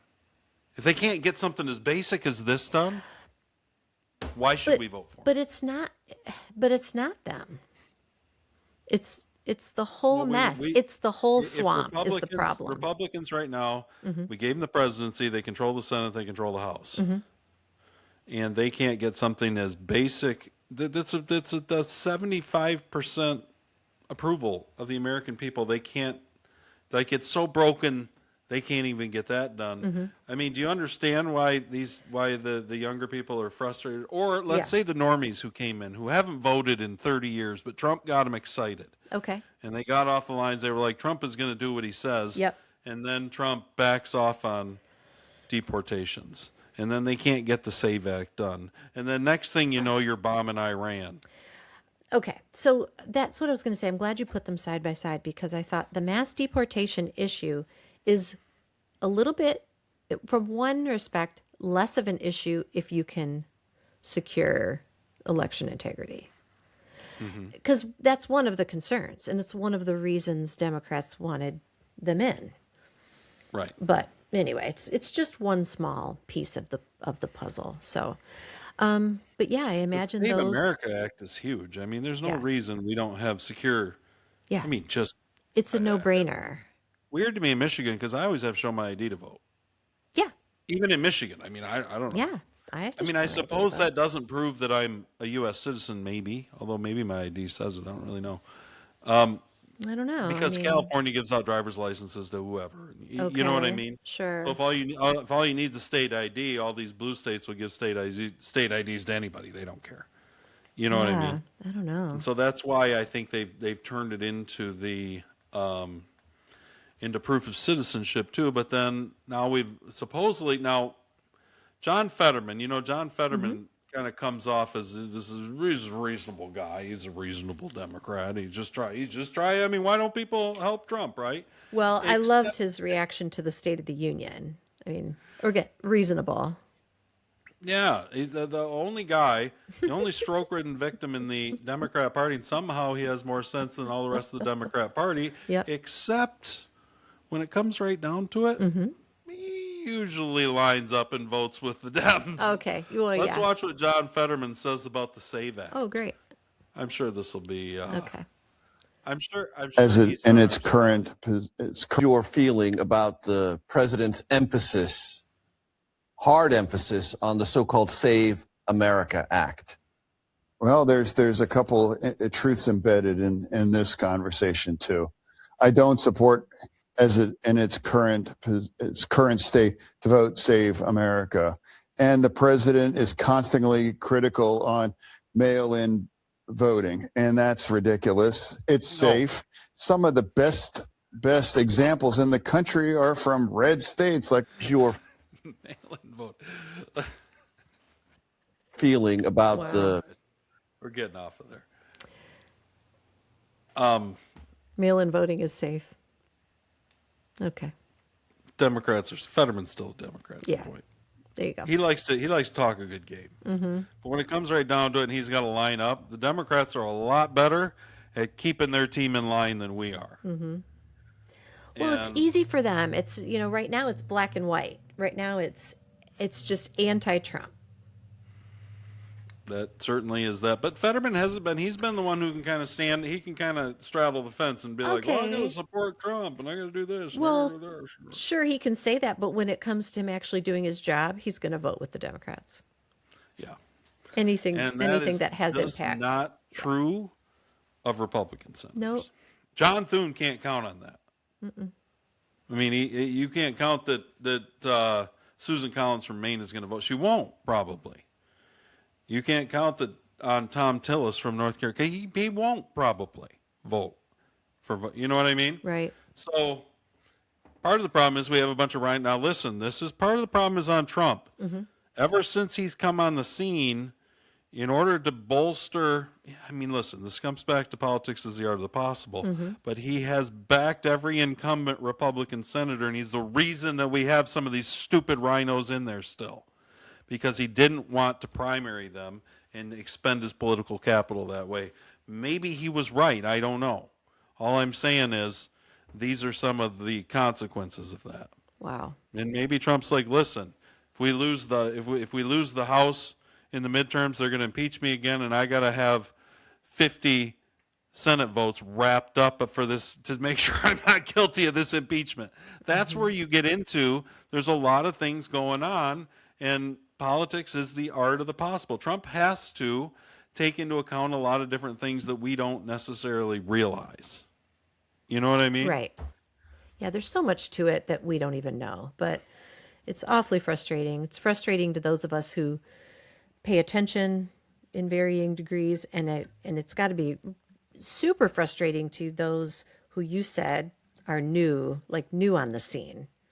That's the fear. The fear is they're going to go right back into the shadows and quit voting again. Right.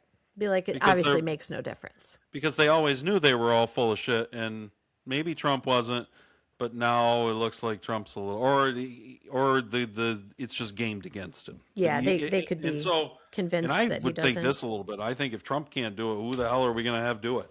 I know. That's kind of what I think. I know, it's like a last It's a little chance. disconcerting. It really is.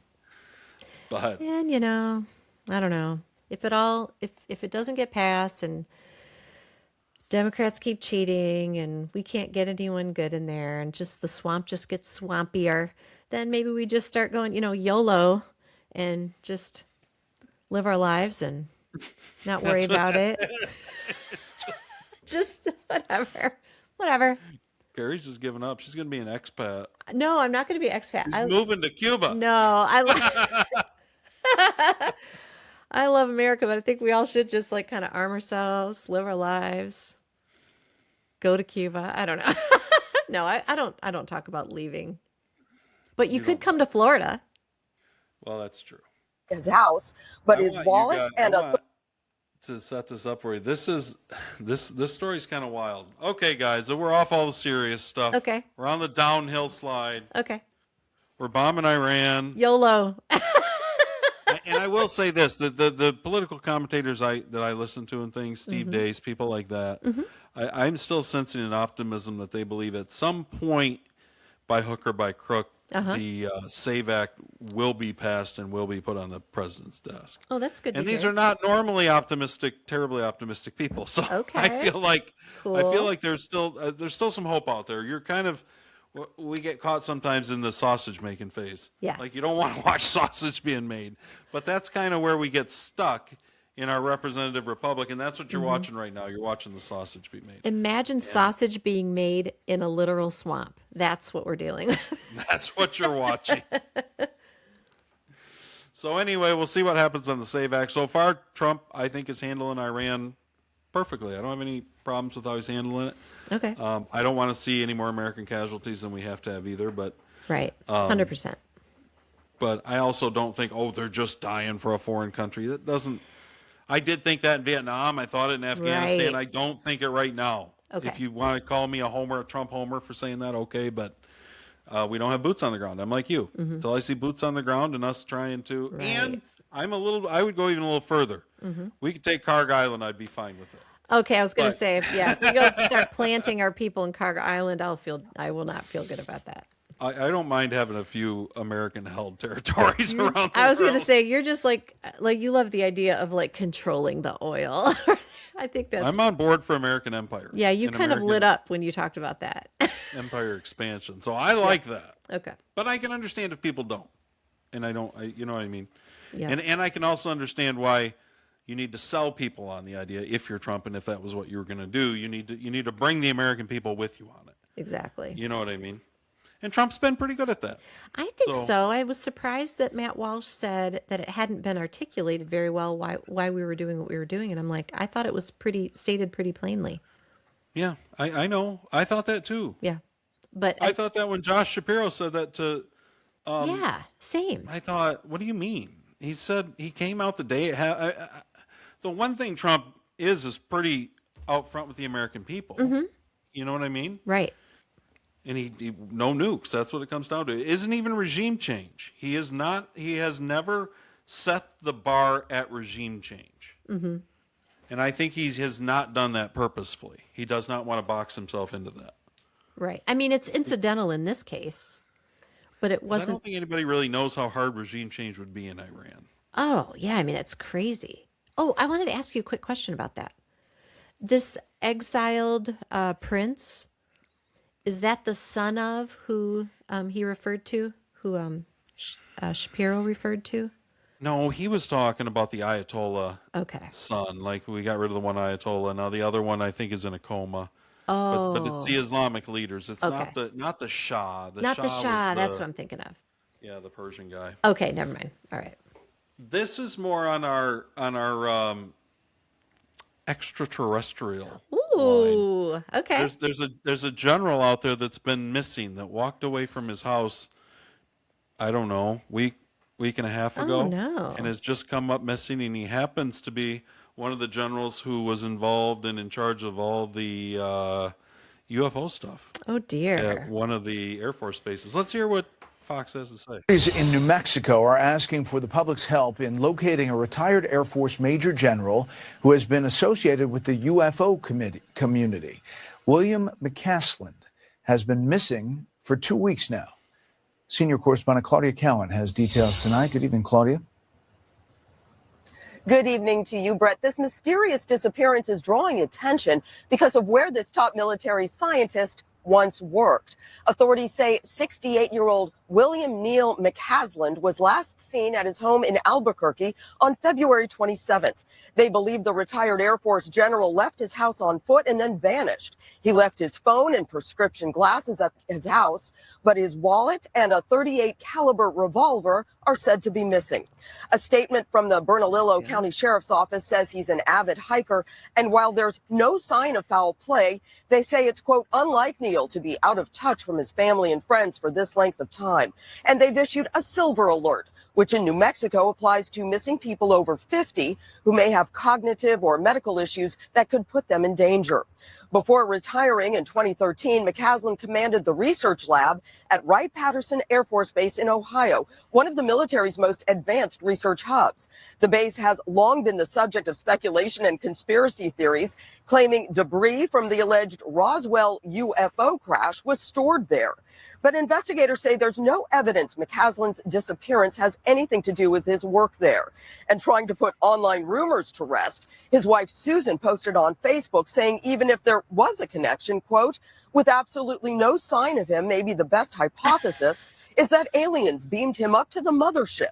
However, no sightings of a mothership hovering above the Sandia Mountains have been reported. Is that serious? Multiple agencies are combing the area where McCaslin was last seen. The FBI has also joined the search for this decorated Air Force general who simply walked out his front door there in Albuquerque 2 weeks ago and never came back. What do you think? That's really okay. That's really weird. I have a couple questions right? you may or may not know the answers to. They put out the silver alert, but they didn't necessarily indicate that he has cognitive issues. No, I Okay. never got that anywhere. In fact, when Okay. they said that, I didn't know until she defined what a silver alert was. I didn't know what it was. Oh, I'm in Florida. We get silver alerts. Like I see them just like Amber Alerts. You get a silver alert. I've never seen one. I But was yeah, like, they're I people didn't with know like what it was. elderly people with, dementia and stuff. It's so that you can keep an eye out because if they wandered off and gotten lost, Okay. so you could Yeah, see, it makes help sense. find them. I but- don't care about Savannah Guthrie's mom. I was gonna say, I know you're gonna make a joke about Savannah Guthrie's mom. Okay. If he's a hiker, he would have taken his cell phone with him. Maybe. Do you remember back when I can't remember the guy's name?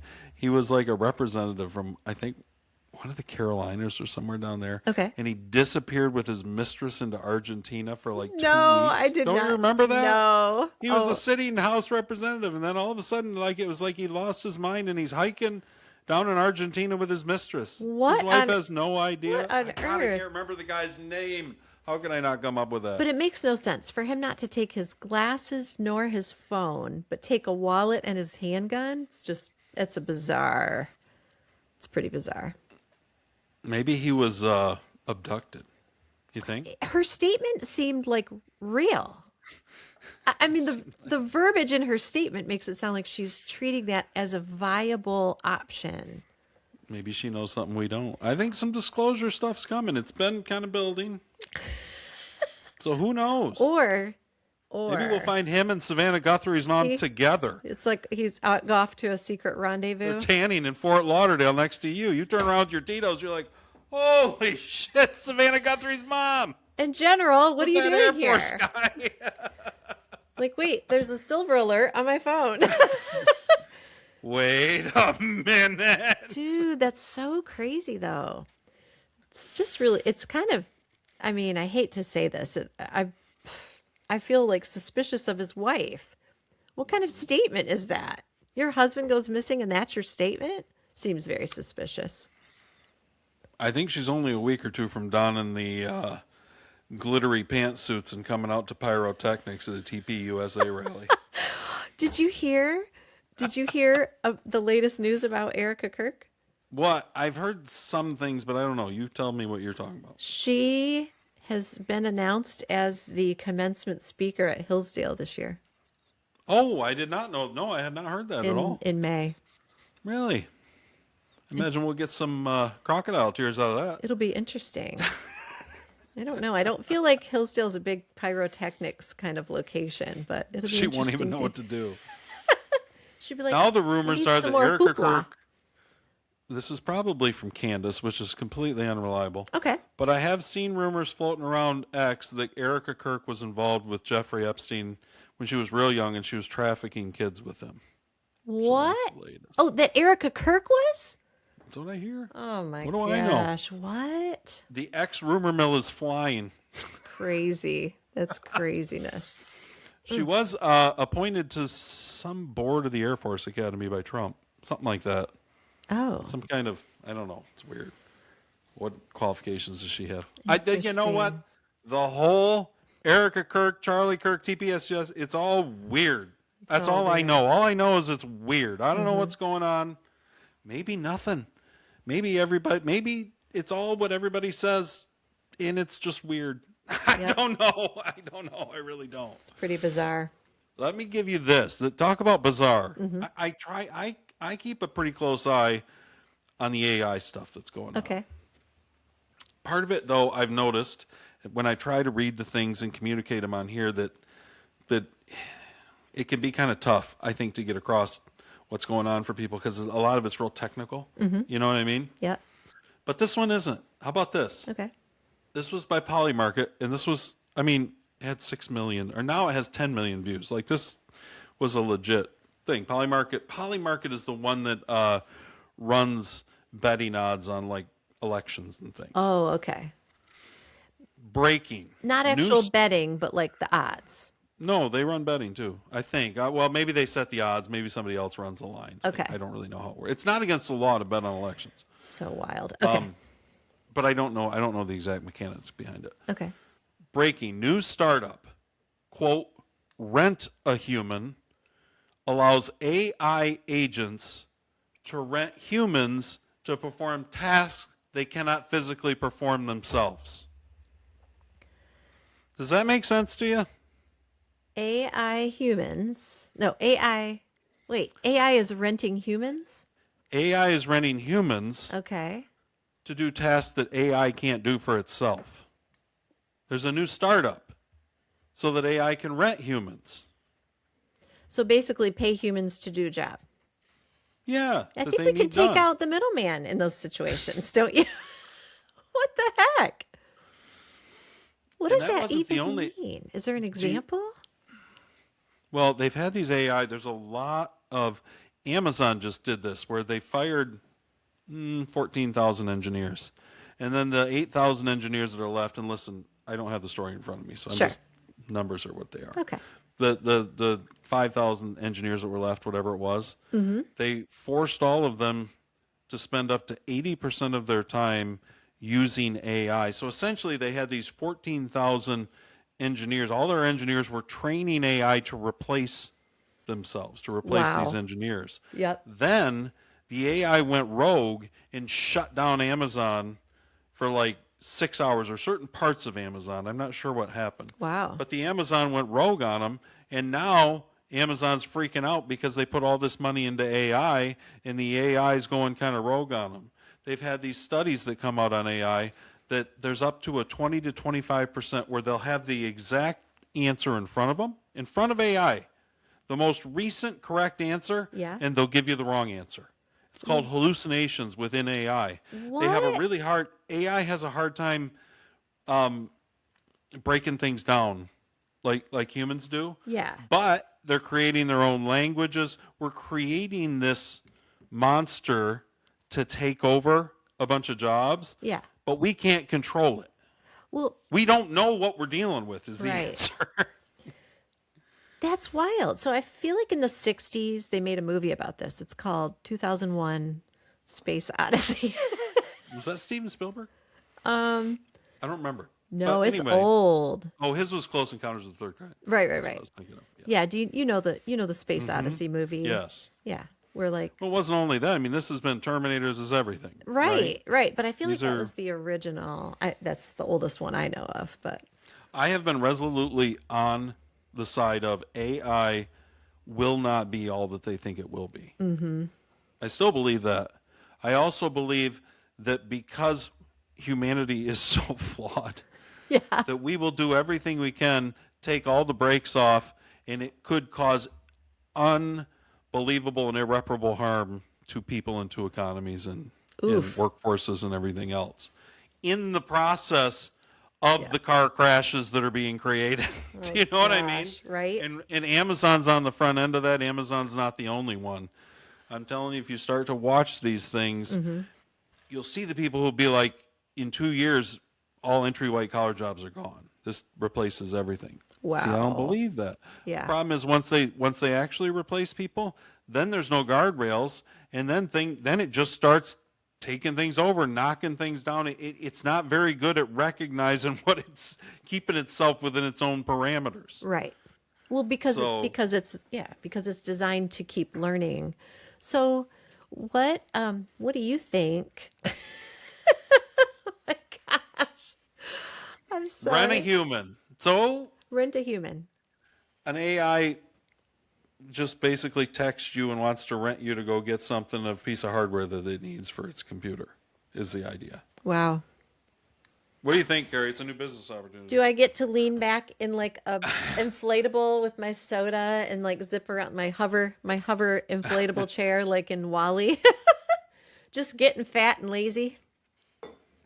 I got a feeling that It's pretty wild. AI is not going to be helping people get fat and lazy. I think it's going to be putting a bunch of people on the bread lines.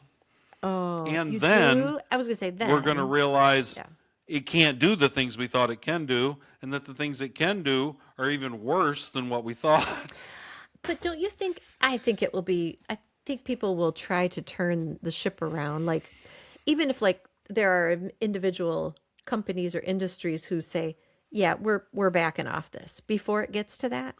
There has been no appetite by the federal government to put any kind of guardrails or brakes up for this not. They can't AI keep up. revolution. And I can promise you that the tech world doesn't care at all about guardrails or brakes. They think whatever we can do, we should do. I'm not saying none of them do, but the voices that are, there's this insatiable desire for more. Let's do Right. more. Let's get more. Let's build this. Let's do this. Let's do that. Kind of like And- science. Like if we can do it, we should try to do Right. it. 100%. Yeah. And Interesting. there's no moral reckoning that's going on No, they're- within the tech companies. This is really what government is for. This is one of the things that government should do. We bitch about all the things they do that they shouldn't do. Mhm. This is something they should do. This is what governments are for. Yep. It's to put guardrails up and brakes up so we don't have AI ruin our economy for a period of years Mhm. while we realize just what a nightmare it is. I don't think it's going to take over humanity. I don't think you're going to have Terminators. I don't think you're going to have any of that. Mhm. But I think it could cause a lot of problems. Okay. You know what I mean? Yeah. So, I mean, we see the kinds of problems when you have airports all over that just go out. Start thinking of those kinds of things, compounding Right. outages and things like that. Mhm. And going in, they did this with Stryker, which is a medical device. It's huge down in Kalamazoo. They're worldwide. Okay. They build the beds and all the stuff in hospitals. You know what I Yeah. mean? And they had designed through AI and with their engineers and stuff these. And I have a long article on it, but it's too much. I couldn't figure out a way to like condense it to where people could get what it was Maybe talking you could about. share the article under like the post of the show or something. But they did it. It eliminated entire parts. Like they went down. They're still down in things. Their chief AI officer is the one who wrote this article that I read, and he's like, we don't know why it did what it did. We're still recovering. We haven't recovered yet. It just deleted like entire portions of everything that makes them run. Hell like no. all the screens just went blank. Or no, they had some hacking thing. The hackers got in and they got everything and just knocked it down. Wow. And it had to do with AI again. So I mean, I think we don't realize how much we depend on things, and when our world, airlines, whatever, any of that stuff. So that's something to consider that I hadn't thought about, and that is with the growth of AI within our technology, could AI be hacked to be tricked by savvy It is all the time. hackers or AI, even AI hacking AI, Right, so to that's speak. the thing. So that's It's like, all what? It's wild. Anyway, guys, I'm just telling you, I think we need to keep sharp eye on things. Everyone because, sleep well. Yeah, there's a lot going on. I'm sure we'll find that general. I'm sure he's fine. Yep. He's having drinks somewhere with Savannah Guthrie's mom. Everybody's good. Someplace they pay no attention to silver alerts, like Todd's World. Yikes. Well, listen, guys, Carrie, I'm so happy to be back. I've had such a good time. I missed you. I missed everyone here listening. Thank you for joining us. We got you caught up on everything. Yep. The best news is Cuba, I think. Yeah. Well, Iran's pretty good, too. I mean, we don't really have bad news out of Iran. Right. I hope so. I hope that's good. But Cuba, Venezuela, I mean, Trump is remaking the world order. His legacy is going to be that, for sure. I hope that his legacy involves remaking the domestic order to some extent. At least on the election front. There's been some problems with that. So, Oof. Listen, guys, we drop news on Tuesdays. We do Beers with Jesus tomorrow, Wednesdays. And so we'll be back tomorrow. We've got Acts, I think 26 we're on. We're almost at the end of Acts. I know. We're almost through Acts, the book of Acts. And I'm actually getting really excited because we're going to go into Genesis next. So I've been spending a lot of time, and it's forced me going through Genesis, especially those first, 10, 11 chapters, to really kind of come to terms with things and decide, how are we going to deal with this? Oh my gosh. Kind of all over. I'm excited.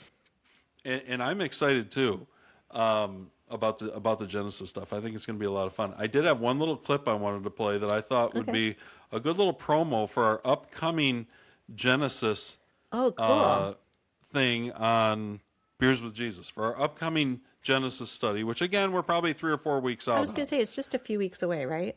But this is South Park. Oh boy. And I just think we might, if you want to know how it's going to go. It's more Genesis appropriate to and play Todd's that World. here than on Beers with Jesus. I think so. It's pretty funny. No. You've probably seen it. Yeah, but here you go, guys. This will be kind of like Beers with Jesus in Genesis. In the beginning, we were all fish, okay? Swimming around in the water. And one day, a couple of fish had a retard baby. And the retard baby was different, so it got to live. So retard fish goes on to make more retard babies. And then one day, a retard baby fish crawled out of the ocean with its mutant fish hands. And it had butt sex with a squirrel or something and made this retard frog squirrel. And then that had a retard baby, which was a monkey fish frog.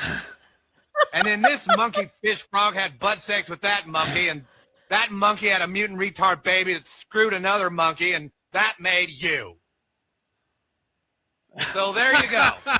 You're the retarded offspring of 5 monkeys having butt sex with a fish squirrel. Congratulations. I thought that was the best advertisement we could have for Beers with Jesus. I just help. Oh my gosh. I'm sorry. I knew that was going to be crazy just because it was Mr. Garrison as Mrs. Garrison or Miss Garrison or whatever. Oh, help. Wow. Love it. All right, guys. Are we going to be discussing evolution and butt sex? Yeah. Well, we're going to be discussing beginnings. It'll be a little bit more a little more tasteful. Appropriate. I might dress up though. You can dress up like Miss Garrison. All right, guys. Thanks for joining us today. We'll be back tomorrow. Beers with Jesus. It's Paul X 26, I think. Pretty good. Can't wait. We just go through the stories of the Bible. It's not all preachy. We just go through it, have fun with it. Yeah, then we'll be back next week. Listen, check out the clips, send clips to your friends. We appreciate toddsworld.net is where all the merch is. All right. All the links, everything, go there. And we'll be back next week. Thanks, Carrie. Can't wait. Good to see you. All right. We'll see you guys.